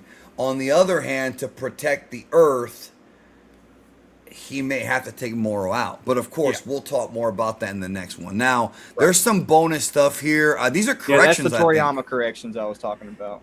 Yeah. Which they don't even seem to be all that like all that big. You know what I mean? Like they're pretty simple corrections. Yes, 666 is the number of the devil or the mark of the beast, but just having 666 in it is not a form of devil worship. Yeah. It kind of goes back to what Danny said about Mr. Satan earlier. Like the point of Mr. Satan's existence is to point out the deception of the devil. So it's not a pro-devil message. It's actually an anti-devil message. When it comes and the 666 he's talking about is Mr. Satan's vehicle. Exactly. So and Vidal's. So just because, look, man, this idea that symbolism is devil worship, it falls apart the second that you realize that there is devilish symbolism within Christianity itself, and it's necessary to communicate to you, the teachings of these different spiritual beliefs and stuff to understand and see the symbolism. And so basically what I'm saying is when a storyteller implements symbolism that is associated with evil or demonology, it is for the purpose of communicating to you a message and not for the purpose of worship. So that doesn't make sense. Yeah, and I wanna say okay. That's not the same thing. You basically just ignored everything I just said. Just because the 666 exists within the story within a negative context, not within a positive context. If there's a guy walking around with a black shirt that says 666 on it, of course he's probably a devil worshiper. But that's not what's happening here. What's happening here is we're using 666 to represent a character who is the master deceiver of the earth. So it's just not the same thing. Bro, you need come on, man. Come on, please. I'm begging you. Please. There is no devil worshiping in the Bible. I'm just saying there is no evidence. I'm just saying that the logic that he's using, the existence of 666 is horrible. It's horrible. It doesn't. That's horrible. That doesn't make sense. Yeah. And honestly, if you really think that Toriyama putting 666 in his manga is devil worshipping, then just stop. Then why are you even here? Now, I do want to answer one last chat. The Bible is a man-written book which has been edited again and again. First of all, yes, it is written by man. No one's ever denied that. Second of all, this whole edited again and again and again, you're oversimplifying what the canonical structure and what the canonical history of the church fathers is. So I'm letting you know right now that if this is your argument, if you're going to try and use this argument to discredit religion, discredit Christianity, when it comes to this, I can destroy this argument by pointing out Codex Sinaiticus. You probably have no idea what I'm talking about. And I can point out the Dead Sea Scrolls, which have proven that the words of the Old Testament, the majority of the books have not been altered. So don't just regurgitate shit you hear from Bill Maher. Actually do your research. That's been the entire purpose of this stream. Don't just regurgitate what people say, except for what I say. That's different. No, go ahead. I'm fucking around. Well, it's more so about interpreting text correctly, because you don't really have to edit the Bible but much to interpret it in a way that's dangerous. There's a lot of sociopathic, dangerous people who use the Bible as a weapon, but they didn't have to edit it much to do that. They're just good at spinning a narrative. So what's really important is you just make sure that you're interpreting things correctly, so that way you don't get a false perception of what you're reading, right? Right. No, and it's but the thing is, is back to the original point. Toriyama uses 666 to represent Videl, whose name is Devil. And okay. First of all, you're wrong. First of all, brother, listen. You've embarrassed yourself this entire stream. With respect, you have said about 85% of what you said on this stream has been wrong. I want you to know that. It's not, my opinion. No, objectively, it's wrong. Second of all, you're an American. I'm Cuban, brother. I was born in La Habana, Cuba. I wasn't born in America. Please don't start with this Euro. First of all, this whole Euro-American shit, don't compare me to these fucking people, dude. Don't compare me to these fucking hicks, dog. Come on. Stop. All Just right. stop. Well, hey, I have to go. I have to go give my daughter driving lessons. We have to go. We I have have to cool go. stuff to do today. But it was really cool hanging I out with you enjoyed these guys. chapters, bro. I enjoyed these chapters. It was really cool hanging out with you guys. It was really cool getting to break this stuff down. I appreciate the chats that were showing appreciation of our breakdowns. I really appreciate that. The next Mangalorian is also going to be huge. I would say the end, right? Is that the end? Yeah. The next one's going to be pretty friggin' big, so make sure you don't miss that one. I'm probably going to be saying that for most of our streams moving forward because there's just a lot to talk about with this next little bit of Dragon Ball Super. So make sure you guys, thank you, Junior, stay for with the us. super chat. Yeah, we'll be back next time, and probably sometime after that, I do want to do that stream with you about Kako Daimon, which I have. Oh yeah, Keiko Daimon, yeah. Keiko Daimon. I got it right here. Because I still want to talk to you and Griffin about it. I've got it right here. So yeah. There's a lot of devil symbolism in that too, but I'm not no devil worshiper. You guys need to learn how fiction works. But anyway, I'll talk to you guys later. It's good seeing you. Yep. All right, y'all. Have a good one. Take care, and we'll see you in the next one.